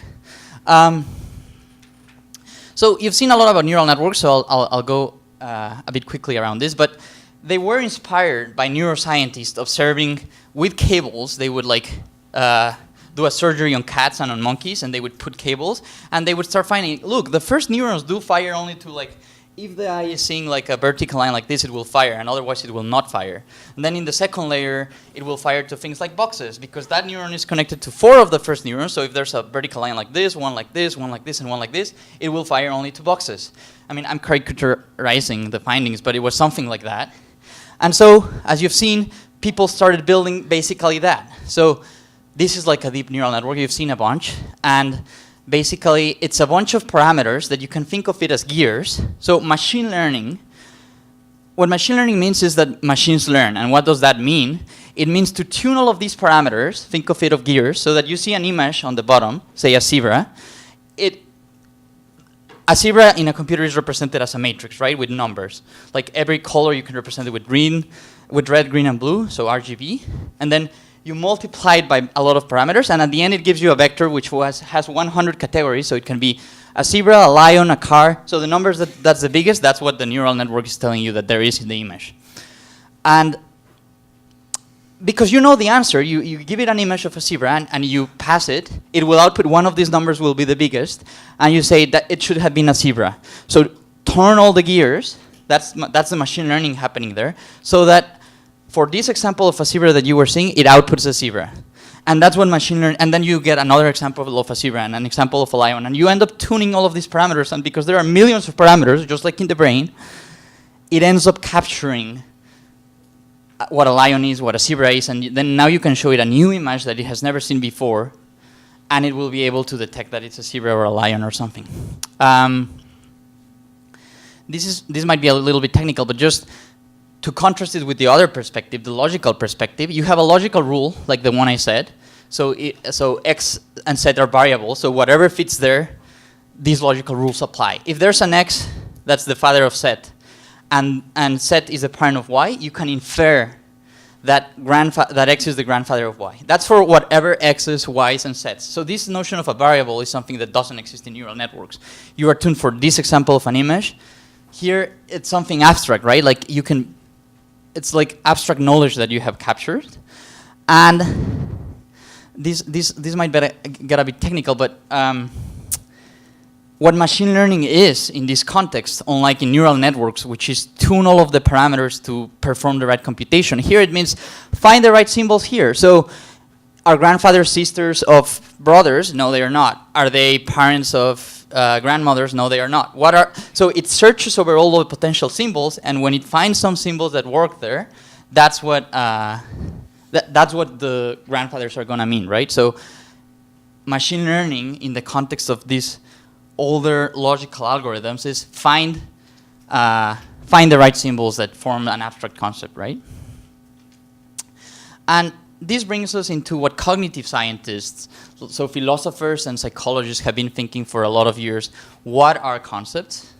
And so there was an initial idea that comes back to Locke and other philosophers, John Locke and many other philosophers of many years ago, that said, concepts are composition of other concepts that we have. So a bachelor is an unmarried. If something is unmarried and that something is an adult and that something is a man, you can infer that it's a bachelor. Well, it turns out that there are counterexamples to all of these attempts. So a pope is a pope is unmarried and it's an adult and it's a man, but it's not a bachelor. What about if someone that lives with his girlfriend for 10 years and is not married? That would be also, but it's probably not a bachelor too. So it turns out that the concepts that we have are actually more complex, and let alone concepts like love or other things, right? So there seems to be something about this, though. So in mathematics, it is true that it seems to be almost true that like an even number is something that can be divided by 2. And that's like a necessary and sufficient condition. So there is some truth more complex than this, but related to that. So there was a theory that arose like in 1970 or so, responding to a lot of research from psychology that was showing that human concepts have something other than logic. So humans are faster and it's easier for them to identify an apple as a fruit than to identify a pear as a fruit or a banana. So both are equally fruits, but human beings are faster at saying, oh, an apple is a fruit, and they agree with it easier. And even other concepts like red. So there can be 2 reds, one which is kind of red and one which is a very good example of a red. So there seems to be some typicality structure, which is different from logic. It's more like a graded notion. Our concepts seem to have some graded notion into them, right? Yet another aspect to concepts is it has been formed into this called theory of concepts, where it says when kids learn physics, they don't learn a concept based on other concepts that they knew and on definitions. Rather, they learn a conceptual system. So you don't learn like an electron is something. You simultaneously learn that electrons belong to atoms and that atoms have electrons. And the relationship between protons and electrons, you learn it simultaneously. It's not like you're building definition and now a new definition based on the previous one. You cannot study concepts in isolation. Rather, you simultaneously learn a whole conceptual system. And that has had some bearing in current artificial intelligence algorithms. So finally, in this slide, there has been, like, as a cognitive scientist at Harvard, Susan Perry, has proposed this dual factor theory, which says, let's build algorithms. Like, I'm talking here about building these things, right? We don't yet understand thoughts or concepts, and we don't know how to engineer them, but we're trying to do that. And so, this cognitive scientist says, let's build concepts that have two components somehow implemented in my laptop. One is a logical component, so grandfathers indeed are fathers of parents, but I know that you are not a grandfather, and I don't have to see if you are the father of a parent. I also have a prototypical image of a grandfather associated with me, so we probably have concepts that have both of these components to them. And it turns out that AI algorithms so far that have been built do not really have these dual components. Either they are neural networks, which do not have logic abstract concepts, or they are logical rules that are very rigid and that cannot deal with counterexamples, etc., right? And you can contrast a neural network with what this kid has to do. This kid thought of a machine that's doing some task. It's very different from AlphaGo, right? AlphaGo is impressive, but this kid is more impressive. It generates counterfactuals, it models the world, it knows what different things are. So it's a different type of thinking, and that's what we want to build to. So that's what I work in my lab. So we're in early attempts, but we try to combine three things. One is logic and programming. All our computer can do very impressive and varied things, right? And they are based on logic. So it's all if and then conditions programmed. So it's very impressive, and at the same time, it does like my computer is not that intelligent, right? It's very powerful. Logic is very powerful, but it's not intelligent. And that's why we want to combine it with neural networks and distributed representations. And then I want to give a word on Bayesian inference too, on saying why probabilistic modeling is very important. Until what time do I have? Like, how much time do I have? 5 minutes. 5 minutes I have? Okay. So this is technical and I don't have time. So let me just tell you that what in my work, this is something from my paper, and what I try to do is to learn logical rules where the concepts that go in the rules, so grandfather, father, and parent, are actually neurons in a neural network sense. So the concept grandfather will both be part of a rule, and it will be associated with a vector, so a bunch of parameters, and those are the ones that are trained. So it's really an attempt of building an algorithm that has both logical structure into the concepts and neural network parameters into the concepts. So it has this dual factor component of like a grandfather is the father of a parent, but it also is associated with some subsymbolic vector that can capture more things like how does it relate to an image of a grandfather. And it works well. And then I wanted to say something about the importance of probability. So if it rains, the floor is wet. That you can write in an algorithm with a logical rule. Notice that humans can do the following other inductive inference. If the floor is wet, you can think, oh, it likely rained, right? So you can do kind of the inverse operation. Nevertheless, that is not a rule, because it's not the case that because the floor is wet, it rained. So if the sprinkle was on, the floor is wet, but you don't want to infer that it rained. On the contrary, if the sprinkler was on, it likely didn't rain. And so you cannot capture this inverse bidirectional inference, bidirectional in the sense that you can go from rain to floor, and that allows you to go, oh, if it rained, if it's wet, it likely rained. And that can capture, that's why probability is, one of the reasons why probability is very important. This is Bayes' rule, and it's very important in many of the labs here. but it's just telling you this relation precisely. Like, what's the relationship between floor is wet and rain? When you observe that the floor is wet, how can you infer that it rains? That was probably short and unclear, but Bayes' rule is important because of that bidirectional. And I'll also have to skip on this, but so just a word. So when Einstein invented relativity, he had to invent a new concept, right? He didn't go with definitions and said, here are our definitions, let's add it and combine. He really had to say, wait, there are things that are completely different, namely, for example, time is relative. So he had to invent a new ontology, it's called, like a new set of concepts on which to base everything. That's related to like the theory of concepts that I was talking about, of how concepts relate to each other. So last slide. So I already have an algorithm in a very narrow domain that learns concepts that have both factors, so logical rules and neural network components. It's trained like neural networks are with examples. But there are many directions to follow. So you want to add natural language. Well, this is sorry. So you want to add like language. You want to add vision and action. You want to make it more rich. Right now, it works in very narrow domains that the algorithm is actually able to learn theories and some logical rules inferred from observations, but there's a lot of work to go, and with that, I'll finish. These are my collaborators on that one project. Thank you.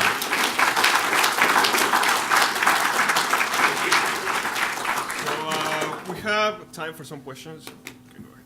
Yeah. So, what's your new approach? Do you envision you use this to generate text that is more logical than what is going on? Yes, so that's one of the directions. So in my last slide, yes. So the answer is so you see that it's a natural language. So instead of just observing data that is like, this is the father of this, you want to infer text and learn logical rules based on that. So if you saw in my algorithm, the concepts are associated to vectors. The current way in which neural networks deal with language work is that they pass every word into a vector. So then you can already start learning rules among those vectors. So yes, that's correct. Is this something you're building currently, or is this one of the applications that you're building? There's a lab by one of my collaborators in London that's working on that already. The PI, the principal investigator, is Sebastian Vivas. You mentioned how some neural networks have no logical structures to it, but if our main goal is just to imitate how the human brain processes information, do we really need these logical propositions, or can we?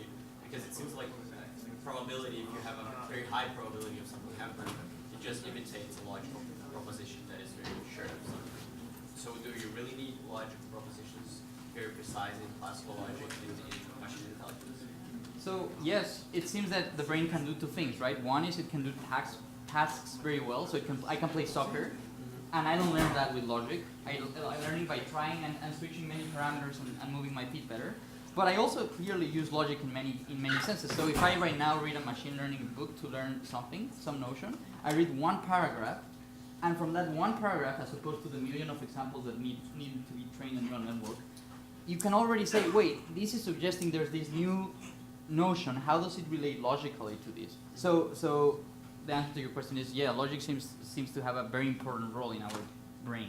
If not logic, exactly logic, some sort of abstract compositional, as I was saying, where you can take abstract concepts and reuse them in other contexts, etc. Yeah. Hi. Can I ask you if you can replicate this modeling or study in different languages besides English, let's say Chinese, because of the representation of the symbols that it changes. Does it work the same either for Chinese language or German or Spanish? Yes. Does it work the same? So my model, I have not yet, as I was saying, there are people trying to work it and it's a direction and I've explored a little bit, but I haven't worked with it. More generally in natural language processing. I mean, Google right now can translate from French to a bunch of languages. The one requirement that you need is a lot of data. And in fact, how these models work, the natural language processing models in Google, say, is they convert, that you want to translate French to English, you convert the French sentence into one vector, and then you decode that one vector into English sentence. So both languages get mapped to the same vector space. So in principle, any language, and it is shown you can try a bunch of languages there. Some need more data. So last question. Yeah, last question, guys. Do you have a question? Well, it's like, never mind. Never mind. Okay. Well, you can go with this guy then. So how do you see this as kind of like a, actually I'll go to the one. So you noticed how you were doing the, I guess like classification of animals. Yeah. Are there any classifications that you maybe tried and had some difficulty with in a context? Yes. So the more data, the more observations. So if you right now give my algorithm like all of Wikipedia or like a very big knowledge base, because it has to search upon the possible combinations to find logical rules, it struggles with that. So basically, there's like a scalability problem. And then I don't know if I showed here. There are also specific examples that it struggles with. So for example, there are here 2 tasks in which my algorithm gets 0, so it just never learns the logical rules. And yeah, we're kind of trying to figure out why, but we don't know right now. All right, thank you.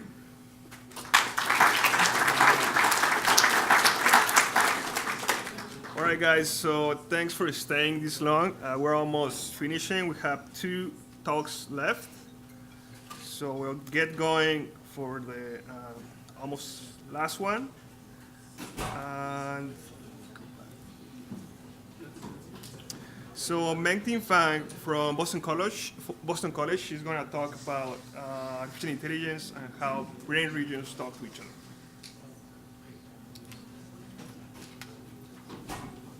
Hi, I'm Meng-Tin. I'm a research assistant in Dr. Stefano Adamati's lab at Boston College. So today I'm going to talk about our work using artificial intelligence to understand how brain regions talk to each other. So every day we interact with the complex world through a lot of different kinds of cognitive tasks. So we make judgments, we do decisions, and also we solve a lot of difficult problems. And most of the cognitive tasks are not completed by a single brain region. Instead, it is the engagement of multiple brain regions that make our human behavior possible. So let me first show you an example. When we look at a face, the visual information is processed by those multiple different regions in our brain. Thanks to their perfect cooperation, it is easy for us to recognize our friends, our family, our colleagues. And also, just at this moment, you are sitting here and listening to my talk. There are also multiple brain regions are working together to help you think what I'm talking about, whether this sounds exciting to you. Okay, so now we have already know those regions, but how do they exactly work together? So this is our first motivating question. How do different brain regions work together to make human behavior possible? And also, as we all know, recent progress of AI has been remarkable. So we're also wondering, can artificial intelligence help us better understand how brain regions talk with each other? So before I dig into those 2 questions, I'd like to first show you the method we're using. So in order to understand the brain, first we need to find a way to measure the brain activity. Functional magnetic resonance imaging, we also call it fMRI for short, is a powerful non-invasive way to help us view what is going on in the brain. So what does the fMRI data look like? When we do fMRI scan, actually we will get a series of brain images. And each brain image consists of many little voxels. So consider you have a brain, and we can put it into a bounding box. And then we split it up into many little boxes, and each of them can be called as a voxel. So you can also think of it as a pixel in a digital image, but our voxel is in 3D volume. And each voxel has a spatial location corresponding to it, and also has an intensity represents the brain activity. When we do fMRI scan at multiple time points, we will get a series of intensity of those brain activity over time. Yeah. And also I want to mention that in practice, when we do fMRI scan, for each brain image, there are roughly 100,000 voxels in it. So the actual voxel size will be much smaller than the one I show you here. And in most studies, neuroscientists will focus on a region instead of the very tiny little voxel. So by using fMRI scan, we can record brain activities for each voxel in a region. And what we usually do is to take an average of those brain activities in a region and to get the average response. Okay, so yeah. So imagine we have two brain regions and we know the brain activity over time for a particular task. Now what we want to know how they interact with, whether they interact with each other. So a natural way to think about that is to look at whether the brain activity correlate with each other. So, okay. Yeah, to help you get a better view, I put them together. So as you can see, when the blue curve goes up, the red one also goes up. And when the blue one goes down, the red one also goes down. So for those regions who have highly correlated brain activities, we will call them functional connectivity. And we call this such relationship as functional connectivity. For over 2 decades, the interactions between brain regions are measured using functional connectivity. Remember how we compute the average the response for one region? We take the average. So actually, what we get is the univariate response in one region. And this analysis can be called univariate analysis. But by doing so, actually we're throwing away the detailed information in each voxel. So we're losing information. Instead of taking the average and losing information, can we keep the full information of each voxel? The answer is yes. So here is our new method for connectivity analysis. It is called MVPD, multivariate pattern dependence. So there are 2 key properties of this new method. The first one is multivariate pattern of brain activities. So instead of taking the average, actually we keep all the information for each voxel. So as you can see in this little region, this color bar, red means high intensity and blue means low intensity, and we can have just this colorful pattern. So it is obvious that using multivariate pattern of brain activities will encode rich information than taking the average. So this method can help us detect phenomena to which standard functional connectivity is blind. And also, this method using independent training and testing data. So put it simply, actually we will divide our data into 2 different parts, one for training and one for testing. So when we train the model, actually the model will never see the data which we're going to test it, which will make our findings more robust. Okay, so I have talked a lot about neuroscience. Let's go to artificial intelligence. So for the past 10 years, the best performing AI systems have been resulted from actually this beautiful biologically inspired technique, neural networks. So we're wondering, can neural networks also help us understand how brain regions talk to each other? Or we can say more specifically, can we use brain activity in one region as the input and send it through this neural network and get the prediction for another region in our brain. So let me show you an example problem.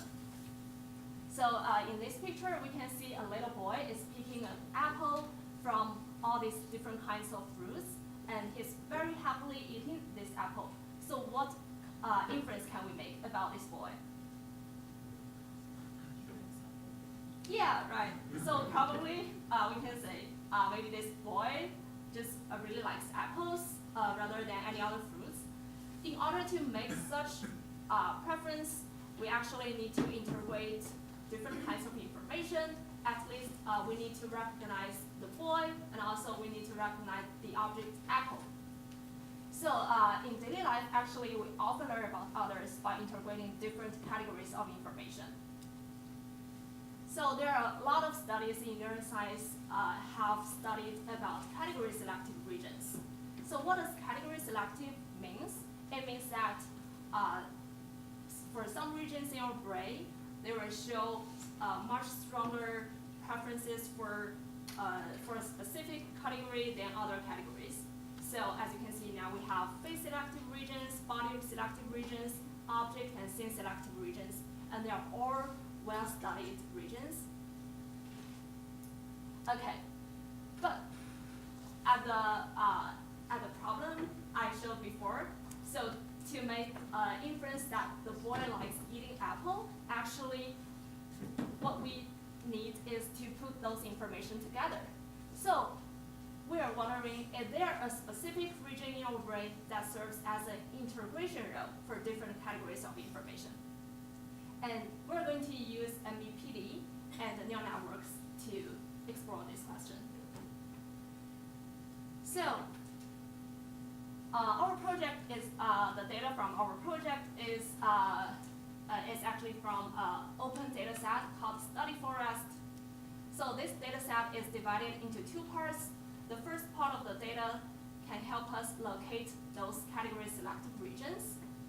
And the second part of the data is collected when people viewing the whole movie Forrest Gump. It is very interesting. And I'm going to show you the regions that I showed you before. So using the data in the first part, we find those category selective regions. And then we're going to build our neural network. To start with, we just built a really simple neural network. So as you can see, there are only 3 layers in the network. So we have the input layer where we put all the brain regions we want as predictor, and also we will just pass those input into a hidden layer and then get the output to see whether it can be, whether it is maybe match some brain activities in other brain region. And all the connections in this network are linear connections, so it is really simple. And first, what we want to do is to put each category selective regions as input, and to see how it can predict the whole brain region. So here are our results. So as you can see, for each picture, the lighter color means the region is actually being better predicted. And no wonder we can see the regions that we saw before in the category selective slice, that they are better predicted, because we're using the category selective regions as input. So it is not surprising that the network can predict itself very well. But remember, our question is we want to know whether there is a region that integrates those information.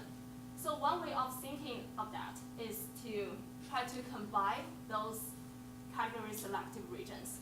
So instead of taking the individual category selective region as input, we will combine them together and make a very big vector as input. And our logic is that we believe that if a region really serves as an integration role, then it should be better predicted by all the category selective regions combined than by the best of category selective regions taken individually. So before I show you the results we found, I'd like to show you some candidate regions. So there are a lot of studies. They have showed that some regions which serve as an intervention role for different sensory modalities. For example, sound, sight, sound, and touch. And it is very natural to think that whether those regions also contribute to the intervention of different categories. So previous studies have shown that those regions, the posterior cingulate, angular gyrus, prefrontal cortex, and also thalamus, they are contributing to the integration of different sensory modalities. So can we find those regions in our network and to show actually they are also contributing to the integration of different categories? So let's see the results. Here is a difference image by using the combined category results, subtract the best of individual category results. So the red regions actually show that this region is better predicted by the combined category analysis rather than the best performance we take individual analysis. So yeah, we found the thalamus, and it is quite reasonable, and we just expected that. But also we found this little weird region. What is that? We did not expect that. But actually, when we take some research, we found that even we did not expect this region, but across a lot of studies, when this region is responding to a task, actually you can see just the other red regions, they're also responding. And that is the region actually we expected before. So even we did not expect this region, but this region is highly correlated with the region we expected before. So it is very interesting. And yeah, but how about, so we found thalamus, and we found a region that is highly correlated with the regions we expected, but there are some regions that we did not find. How does that happen? Is that because our network has some shortcomings? And how can we improve or extend our neural networks to try to capture those regions? And there are some future directions. First, we can work on the neural network structure. So as I said before, in our really simple network, we're using all linear connections. But in fact, the relationships between regions are quite complicated. So it is, I think it is more reasonable to try to explore nonlinear connections. And also, there might be some delay when the region is trying to integrate those information. So we probably need to integrate time into the network and to see what would happen. Okay, thank you.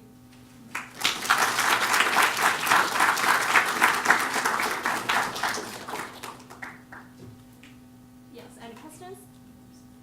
Yeah. Does the other region, the thalamus, communicate by neurotransmitters?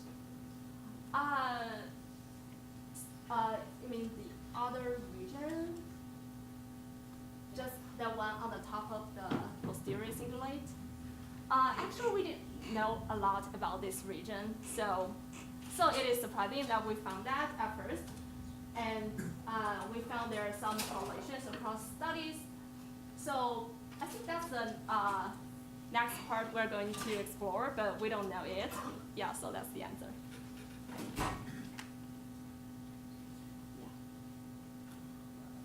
Yeah. You say you need to factor in time. Like, how would you go about doing this? Because like the response is correlated, but maybe at a different time.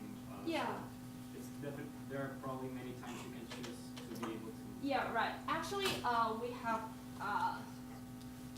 So actually, we have already built a model.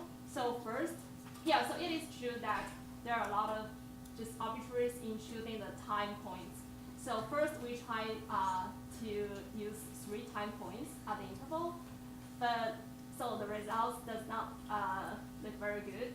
And I think we will also try maybe use 5 time points and 10 time points to see whether there is a fundamental change. Yeah. And I also, like, do you reconstruct the images to be able to see the relationship with one part and the other, or is it just like the data that you're trying to map from one? Yeah, yeah, we just map the data. Okay. Map the movie data, actually. Yeah. So I noticed your model is just you only define straightforward. Yeah. In reality, actually, just that it's not linear connection. Do you simply to add some feedback to the information input? Because in reality, to be honest, it's just straightforward. So our work, okay. So.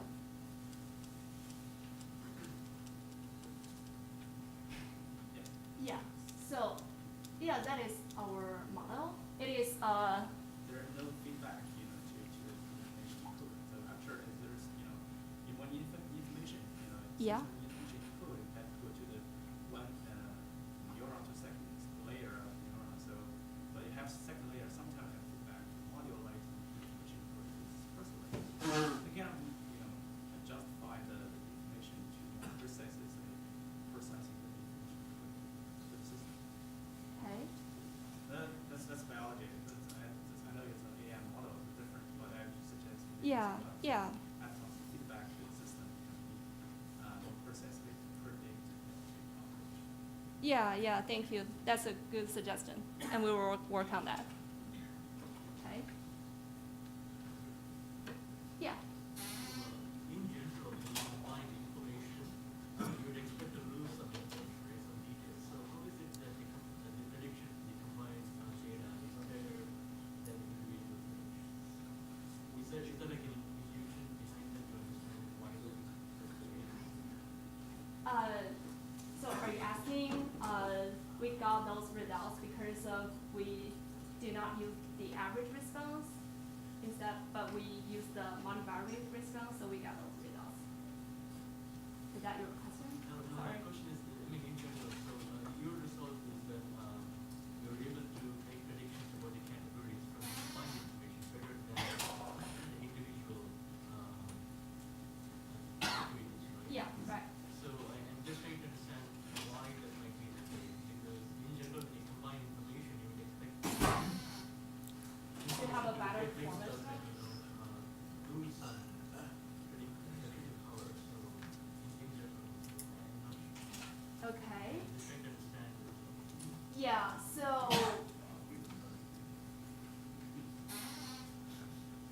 okay, so we think that if there is a region in the brain that serves as realm of integration, for example, this region where integrate the information of both objects and information, then as you can see, we use just only phase selective regions as input to predict all the brain, and also we use object selective regions as input. So my thought is, if we combine to make it simpler, if we just combine those two regions, then at least it can achieve the performance that individual network can do. But are you just questioning that you think a combined model actually will lose some predictional power? Yeah, I think maybe in some case it is true, but I think in our really simple network and all the connections are linear, actually I think it's not the case. I think if we combine all the information, and then so we can say the performance will be better, but at least it would not be worse. In the case when you have the combined information, then you have more information, right? When it's a single category, you only have the response for that categorized regions. When you have the combined, you have that plus more, right? So you're not gonna do worse than when you just have one category. So combined doesn't mean that you average them or mix them. It means that you stack them side by side. So you have, in a combined case, you have as much information as in the single category case, plus more. So you do Where does as the well. additional information come from? From the other categories, it's like the you have some regions that are selected for face, some regions selected for body, some regions selected for object. You can either just use the response in the region selected for face and not look at the response in the region selected for objects or bodies, and then you probably get worse. Or you can use the information from both face regions, body regions, scene regions. Then you have more information. You have what you had before, plus some extra stuff. And then you're expected to do IQs as well. In some cases, even better if the region had this full information from the regions. All right, guys. So let's thank Mingin for her talk. So for anybody that can hear us outside, you can come in. There is some space inside, so you can come. Thank you guys for staying with us. So we have our last talk. Last but not least, we have Diego, which is going to give us a very interesting talk on memories. So I'm looking forward to that, and I'll give it to Diego. Thanks, Omar. Hi, everyone. My name is Diego Mendoza Halliday. I am a postdoctoral researcher here at MIT at the lab of Bob Decimo. And first of all, I wanted to thank Omar Costilla for organizing this event as part of the Cambridge Science Festival. He did a wonderful job bringing in a very wide and diverse audience, from little children to experts in other fields and other really exciting audience. What I'll try to do is I'll try to introduce all the topics here in a way that can be understood by the most people here, which is kind of the point of these talks. So bear with me. It's not an easy task because you have to target different kind of expertise and knowledge, but I'll do my best. So in this talk, I'll try to summarize some of the work that other people have done and my work, trying to answer fundamental questions about where certain functions of the brain are, including memories, and perhaps what that can tell us about where and how consciousness might emerge in the brain, and what that could inspire in artificial intelligence. So let's imagine the brain as a big computer. We don't know what's going on inside. It's like a black box, and in that computer, you can enter information that has some sensors, like the camera in your phone or the microphone in your phone, and each of those green things there is a certain sensory organ. It could be an eye, an ear, a nose, etc. And that's how that computer accesses all the information. There's no other ways. And then somehow something happens in that computer, and then as a response to a certain sensory input, there is a motor output, which is a bunch of muscles do things, coordinate and do something. Right? That's what your brain is really. Is a machine that takes all of those sensory inputs, does some computations, and then outputs a series of motor commands in the form of muscle movements and all sorts of things and behaviors, complex behaviors that add together. Now, we know much better than that, and what neuroscience does is basically open that computer and try to see what's going on inside. What explains that chain that goes from sensory inputs to those behaviors, those motor outputs. And so, in a very simplistic cartoon, what I've put here is a little bit of what we know that machine is made of. And so what we know is that each of those sensory organs sends information to some regions of the brain that at first I put in green, dark green, and those are what we call early sensory cortex. And here I'd like to thank Andre for setting the grounds to my talk, because he really did a wonderful job of introducing the audience to the concepts of brain areas and what neurons do and receptive fields and all that, which I'll build on. But the idea is that that information arrives to these early sensory cortical areas in the brain, and those areas start to process information about those sensory inputs and extract information that is relevant to us much in the way that many of the people in the symposium have described. And that information first is basic, and then it becomes more and more complex. And so you might start by extracting information about colors and simple orientations and simple features. But those simple features might start to combine as information travels up that kind of pathway, that highway of information processing, into more complex features, all the way to faces and objects like you've seen in previous talks. And so that happens then in what we call unimodal association cortex, which just means that particular kind of information, let's say visual information or auditory information, remains separated, but all those features add together to a more complex representation. It could be a face, an object, motion, a scene. And then eventually those representations, those complex representations, start to be combined between different sensory modalities. Just try this.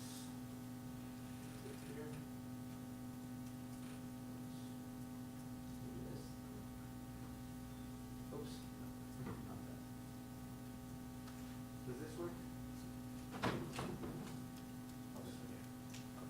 Okay, so you might have the visual system, and the eye here is receiving light, and then it's processing what's out there in the world and extracts information about the scene. So my eyes are really knowing that right now know that there is information about that there is a scene of people looking at me right now, or sleeping, or and at the same time my ear is capturing information as well, and it's integrating it and making it more complex. And at some point, those two types of information get integrated into areas that we call multimodal association cortex.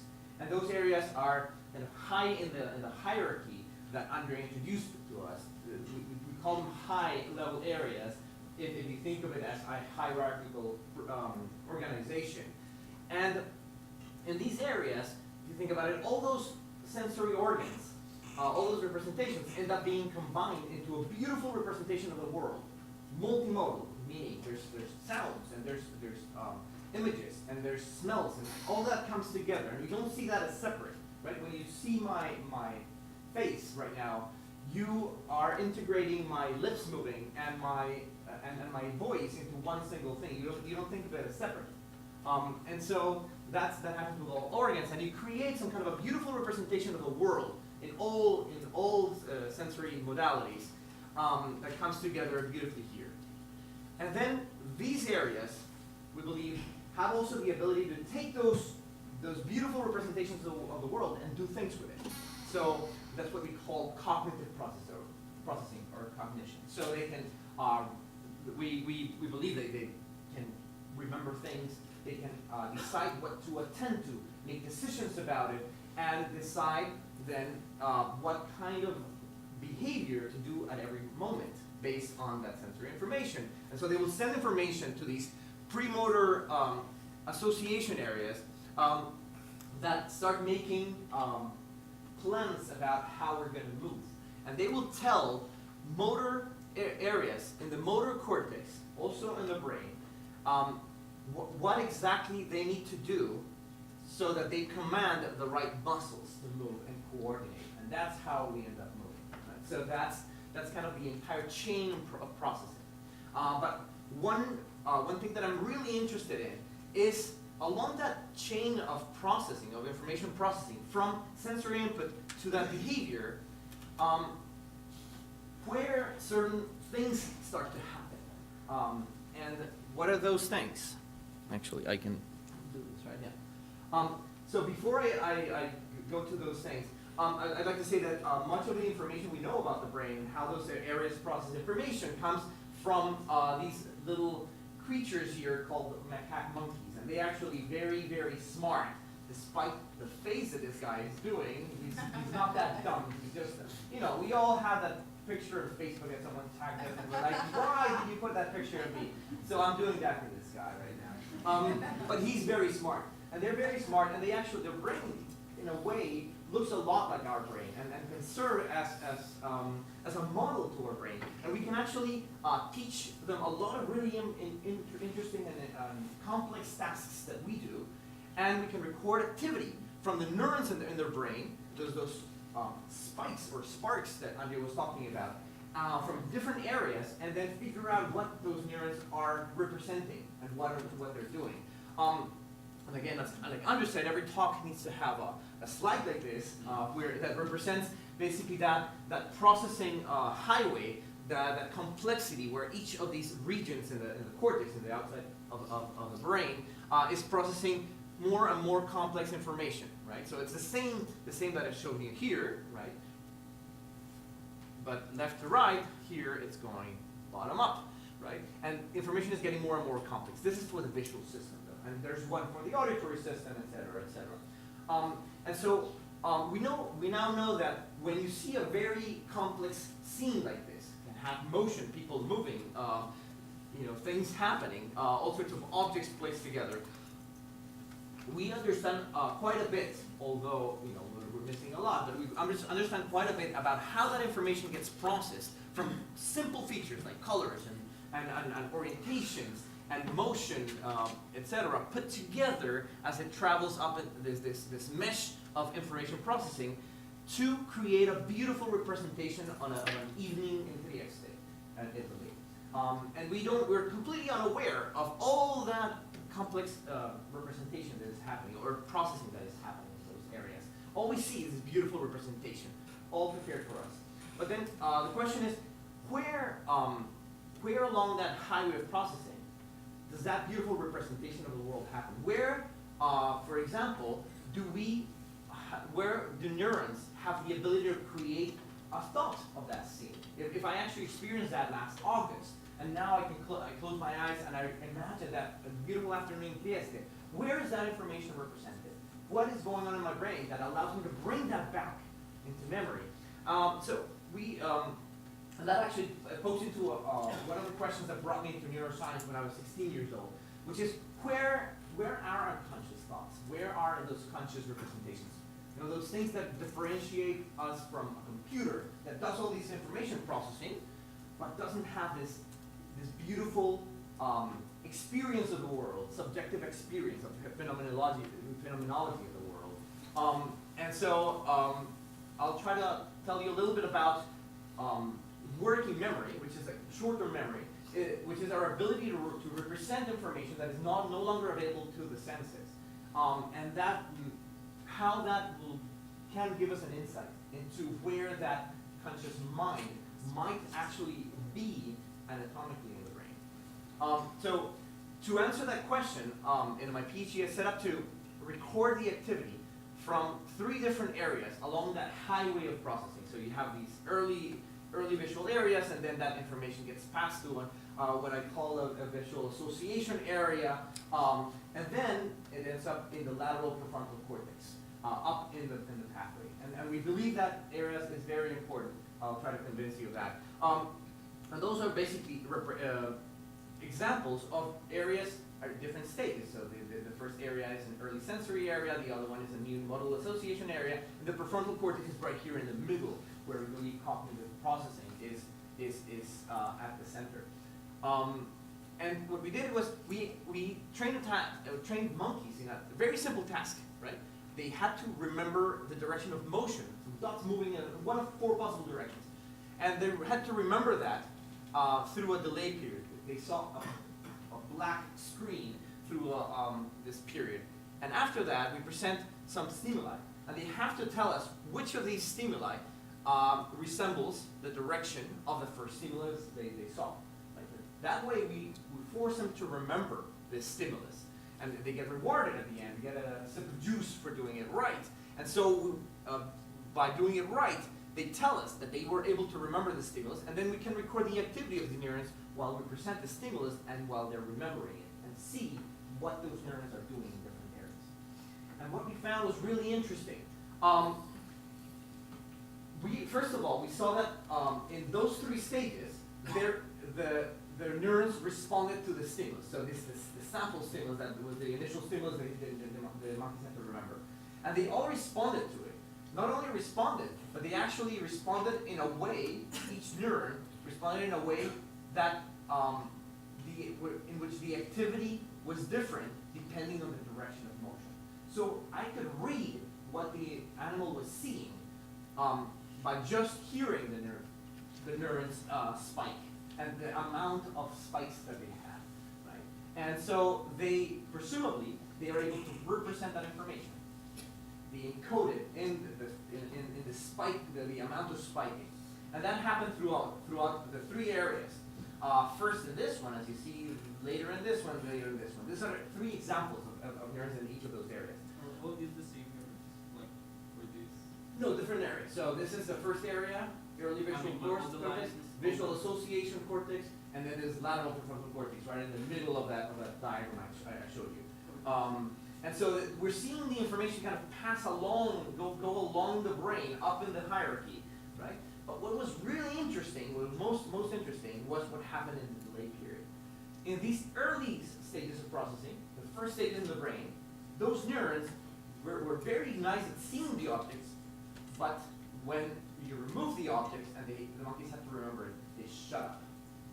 Right? What happens in the next stage is something very striking, very amazing. This is an area that is directly connected to this one. So MT, this early sensory area, sends information to MSD directly.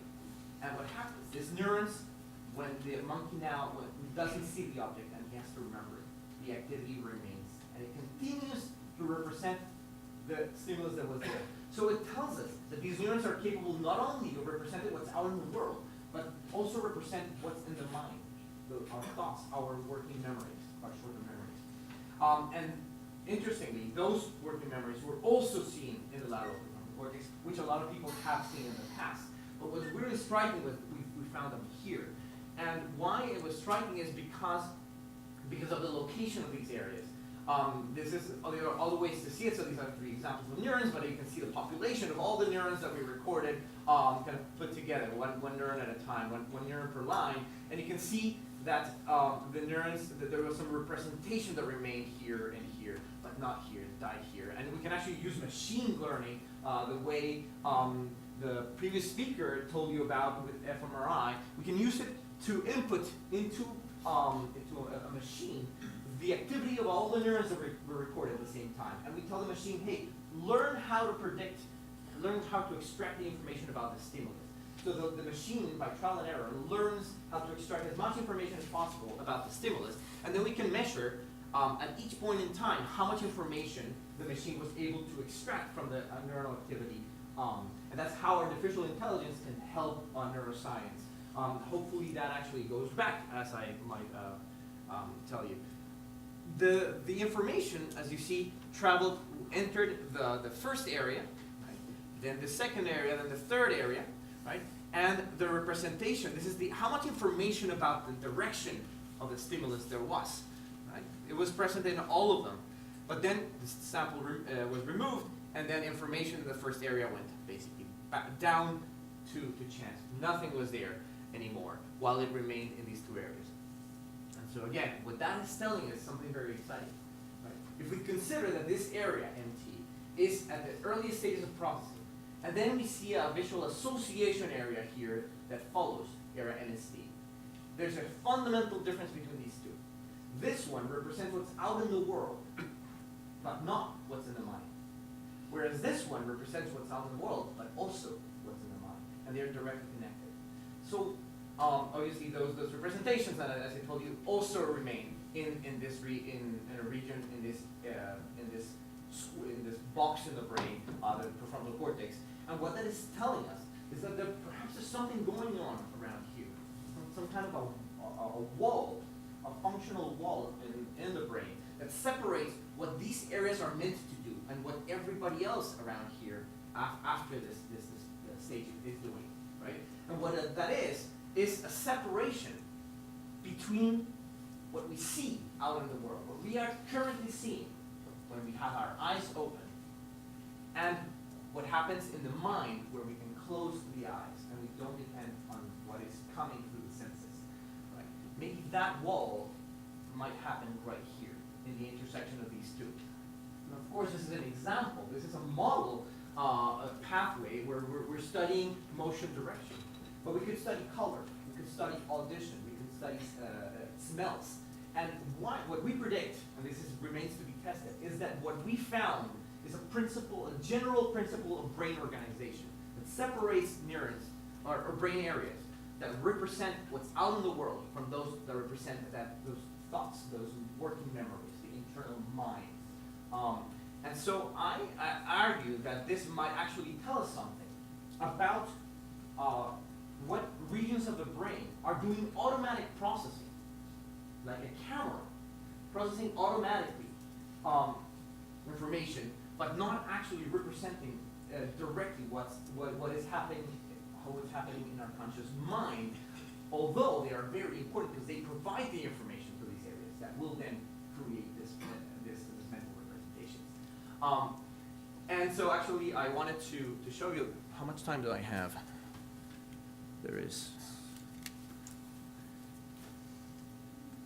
Okay. Time. See if I can show you a video here.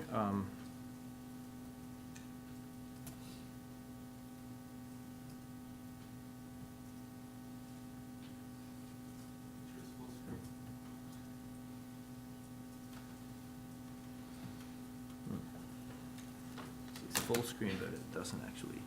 Do I need to move it somewhere? Yeah, there you go. Voila. And if I full screen this. Actually, yeah, that's fine.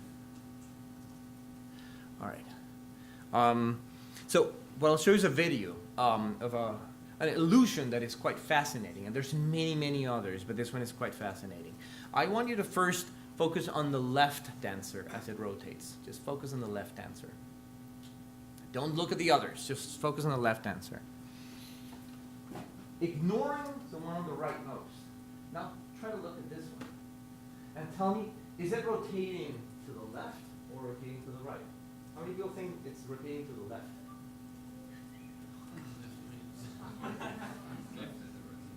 How many people do think, with a show of hands, to the right? To the left? So who's right? So when you focus on this one, you actually start to see it turning now to the right. Right? These two have this ambiguity. Oh, let me cancel that.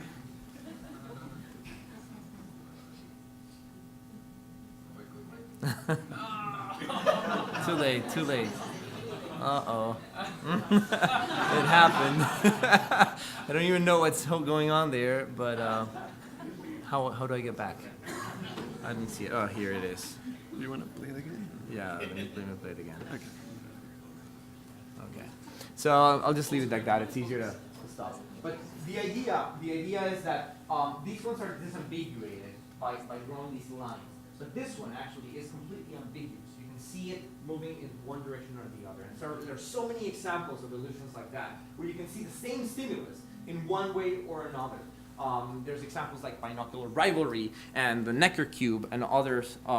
And why am I showing you this is not only because it's really fun, but also, let me just stop this and get back to this.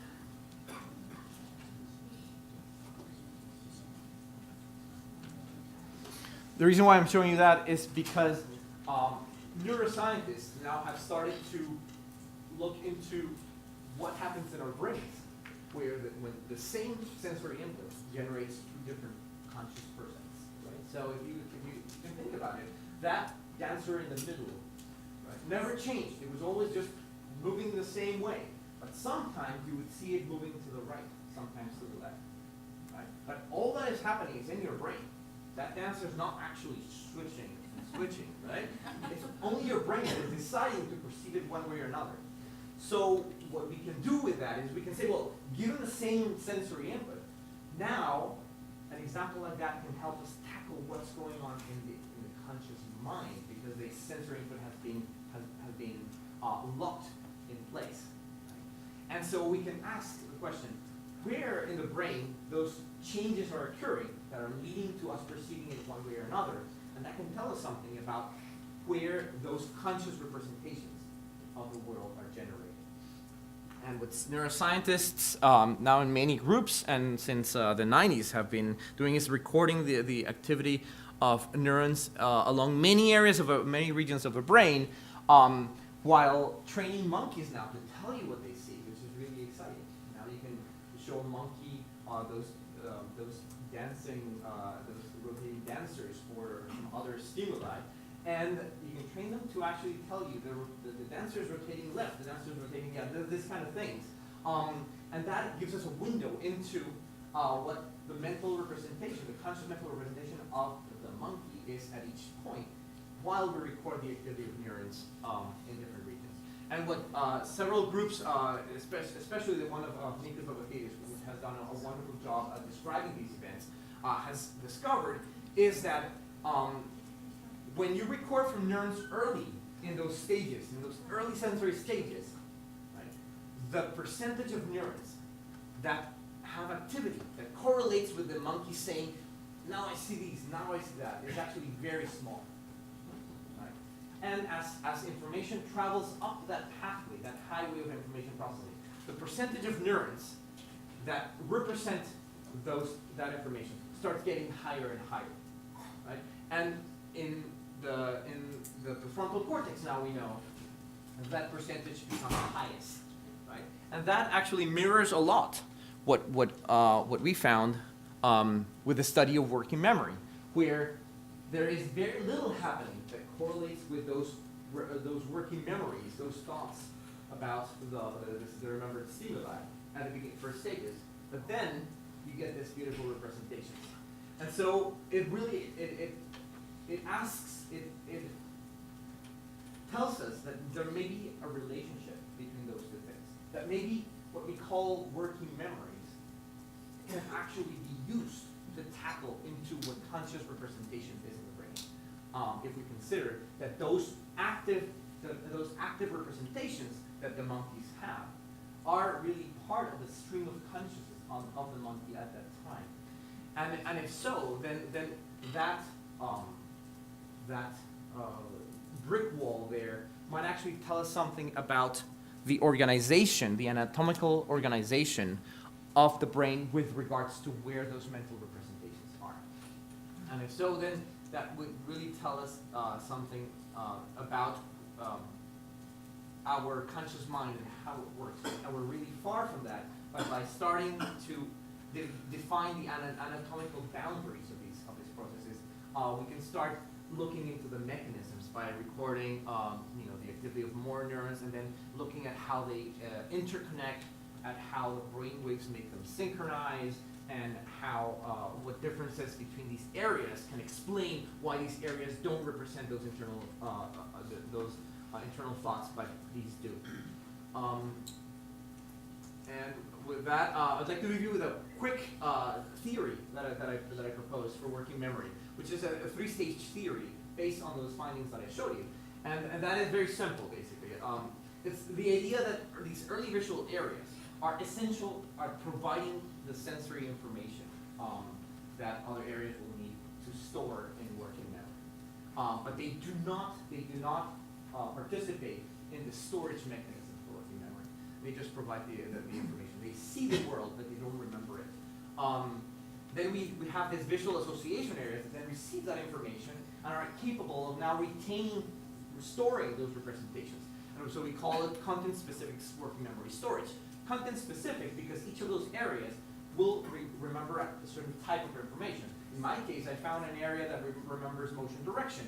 There might be another area that remembers complex objects, spaces, etc. But those are content-specific. And all those regions actually project to high-level executive areas, like the prefrontal cortex that I showed you.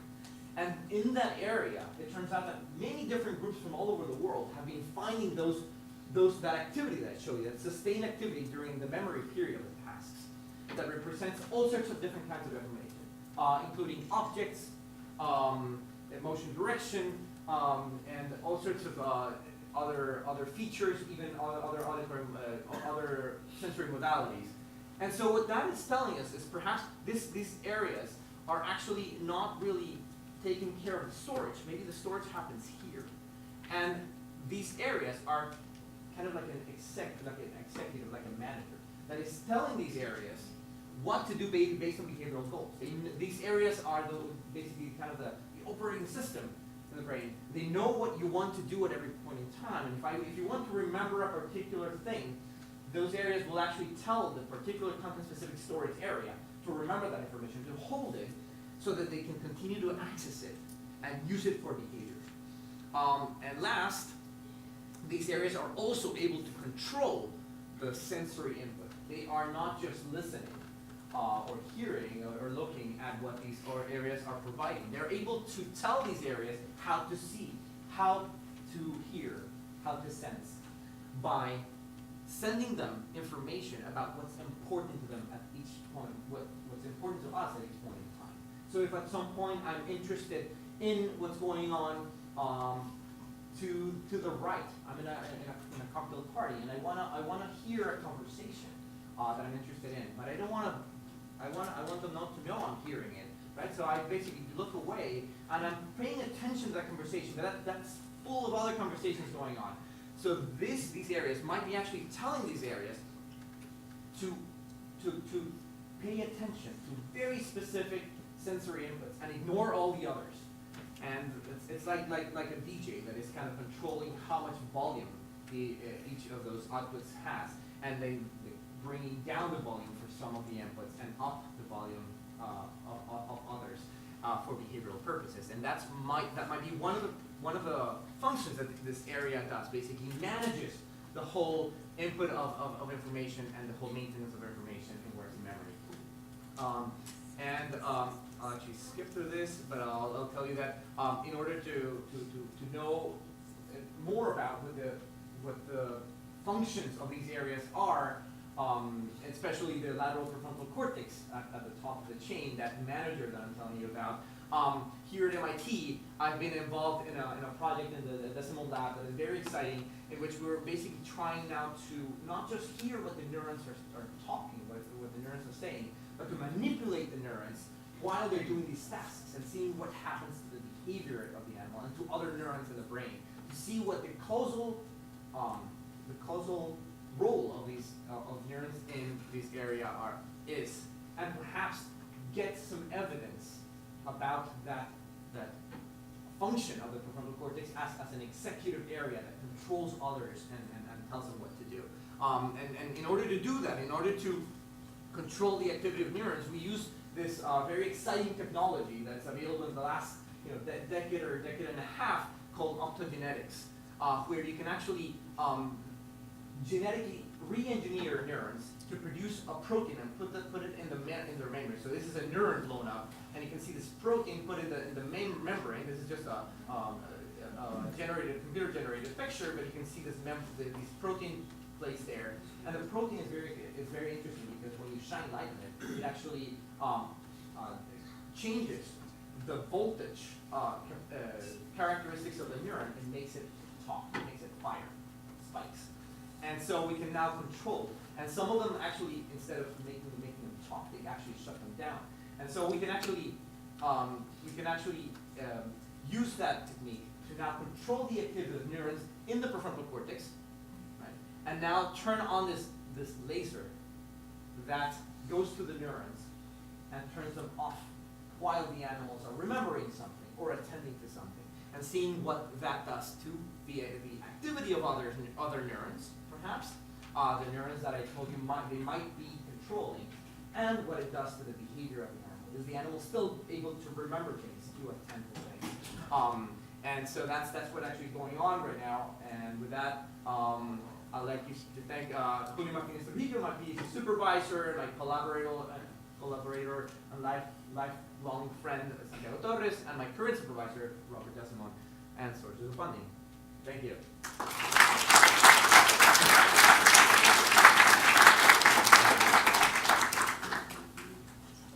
Any questions? Yeah. I was wondering what happened, like when the monkeys got it swung, whether you could see the mistake or the error in the neural representation. To be We actually do. So, especially in the prefrontal cortex. I don't have slides to show you that, unfortunately, but that's in a paper we published in Nature Neuroscience. We compare the activity of those of prefrontal neurons, particularly, actually also the neurons in MSD, during the memory period, in correct trials and error trials. So they see whether there would be a very wrong, or they remember it wrong, or they perceive it in a wrong way. Oh, I see. Yeah, well, all we can do at this point, it's hard to tackle that because you don't know why the monkeys made a mistake. Yes. It's hard to tell based on their stats. But all we can say is that if we separate the trials by the correct and incorrect trials, we see that the activity of neurons, especially in the prefrontal cortex, in error trials is reduced. And the ability to represent a stimulus actually is reduced with respect to correct trials. So there's something going on there that tells us about the other question was whether you could find like class. So if you say you have two movements, and you need to match them if they're equal or not. But I was wondering if maybe there's neurons indicating the specific combination of paired stimuli. Of paired stimuli? Yeah. Yeah, well, you mean in that task? Well, we were showing the sample first, alone, and then we were showing the tests separate. Yeah. Right? There was another stimulus, but that was not part of the task. So we never showed two stimuli at the same time. Even if it was different times, would you find like any population that could code for that specific pair? Oh, you mean the sample test? Yeah.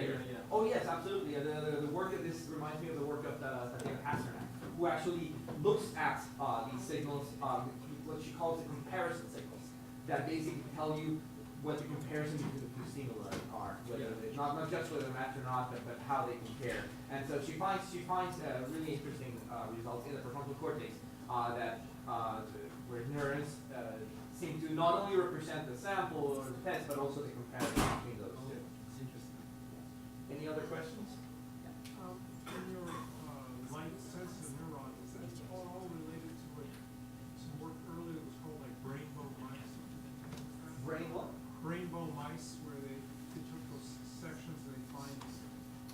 Not quite. The rainbow mice, I believe this is different technology where you can actually label different neurons with different kind of molecular labels.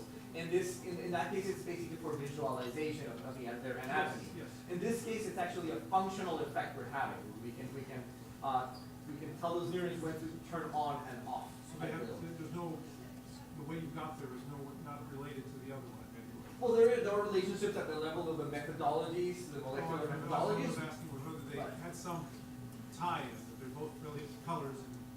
Yeah, I mean, there definitely is a tie in the methodologies. I think both you're basically using genetic methods to manipulate neurons to make them do these things. But I'm not actually too familiar. I would have to look into it again to answer that question. But they definitely link at some point in the methods.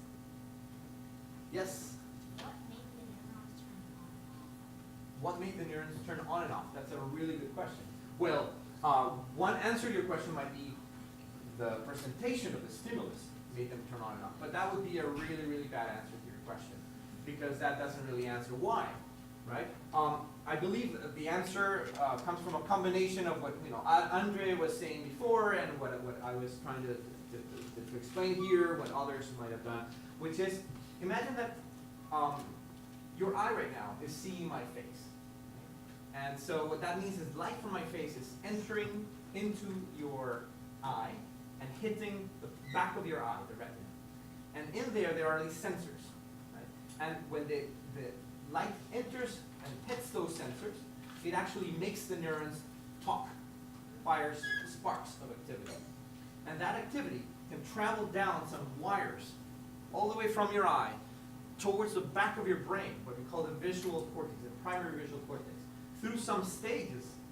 And one neuron at a time, in a train, they start to pass on that information. One is firing and then ends up telling the other one to fire, etc., etc. And then, when that information gets to the primary visual cortex in the back of the brain, it starts to pass on through all these stages that I've told you about, like that, back to front. And at some point, it ends up in these areas that I recorded from. Area MT first, then area MST, and then area LVFC. And so the neurons that you saw are neurons like that receive that information, right? They're just sitting around, kind of talking a little bit. Then another neuron that received that information about my face that you just saw will actually get to them and wake them up and say, hey, now you got to talk. Now they start talking. And that's why I see them. Any other question? Yeah. You mentioned that you used AI in this project. So how did you use that? Oh, it's a very simple, so we call it machine learning. These are algorithms where you can, actually, back to this. I mean, which part? Sure.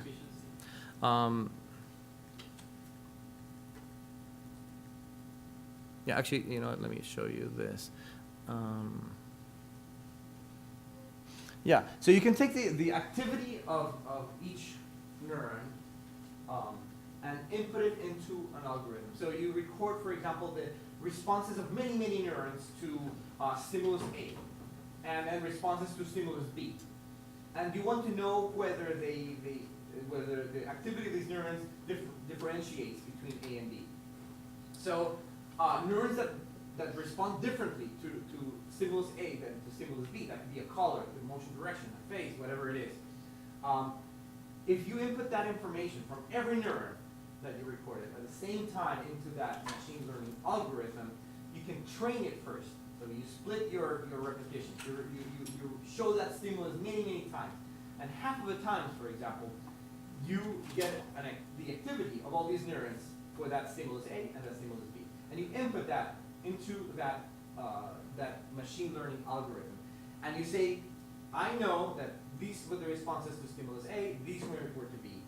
And so you've got to do whatever you can to learn to distinguish them based on the activity of neurons. So the algorithm basically finds ways to train on that data until it knows the best way to distinguish them based on the activity. So it says, for example, this neuron, for example, fires a lot to stimulus A, but nothing to stimulus B. This other neuron does the opposite. So I'm going to use the combined information of all the neurons to best predict the stimulus, right? And now you input the other half of your data. But you don't tell the machine learning algorithm what they were, stimulus A or stimulus B. You just tell it, now you got to guess me these ones. And the machine learning algorithm will use what it learned from your training set and tell you, this trial is stimulus A, this is stimulus B, stimulus A, stimulus B. And then from that you can actually, then knowing what the stimulus actually was, you can test how well the algorithm did. And that's basically what we call decoding accuracy. So you can quantify what percentage of those trials the machine learning algorithm was able to predict correctly as A and B. And that tells us how much information there is in the brain. So that way we can use these machine learning algorithms, which are a very simple form of artificial intelligence, to learn things about the brain. So is the purpose to get the similar signal from human beings to try to predict that? Yes, well, people have done that.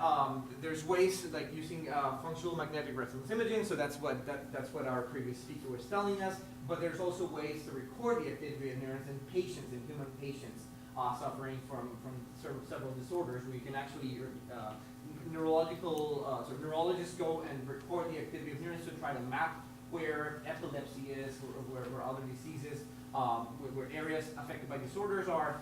And with that, we can also, neuroscientists can also use that information and decode. And I believe there are some attempts to use artificial intelligence with that. So that also applies to human beings, but mostly it's being with data recorded from animals. I guess using the animals data that's already trained. Oh, that's a really exciting question.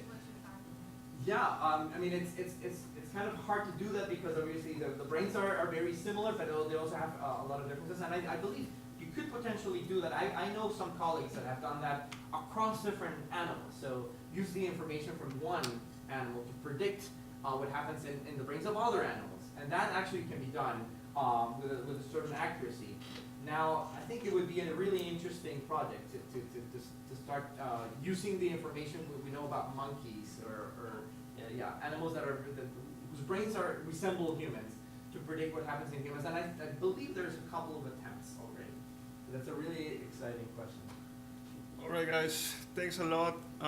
We're running out of time, but let's thank Diego for an amazing talk.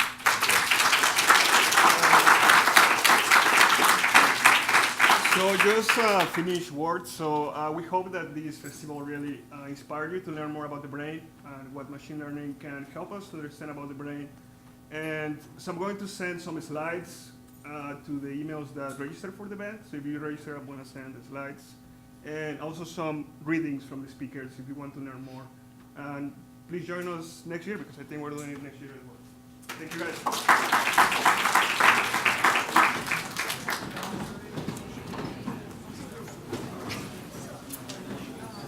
Good job, man.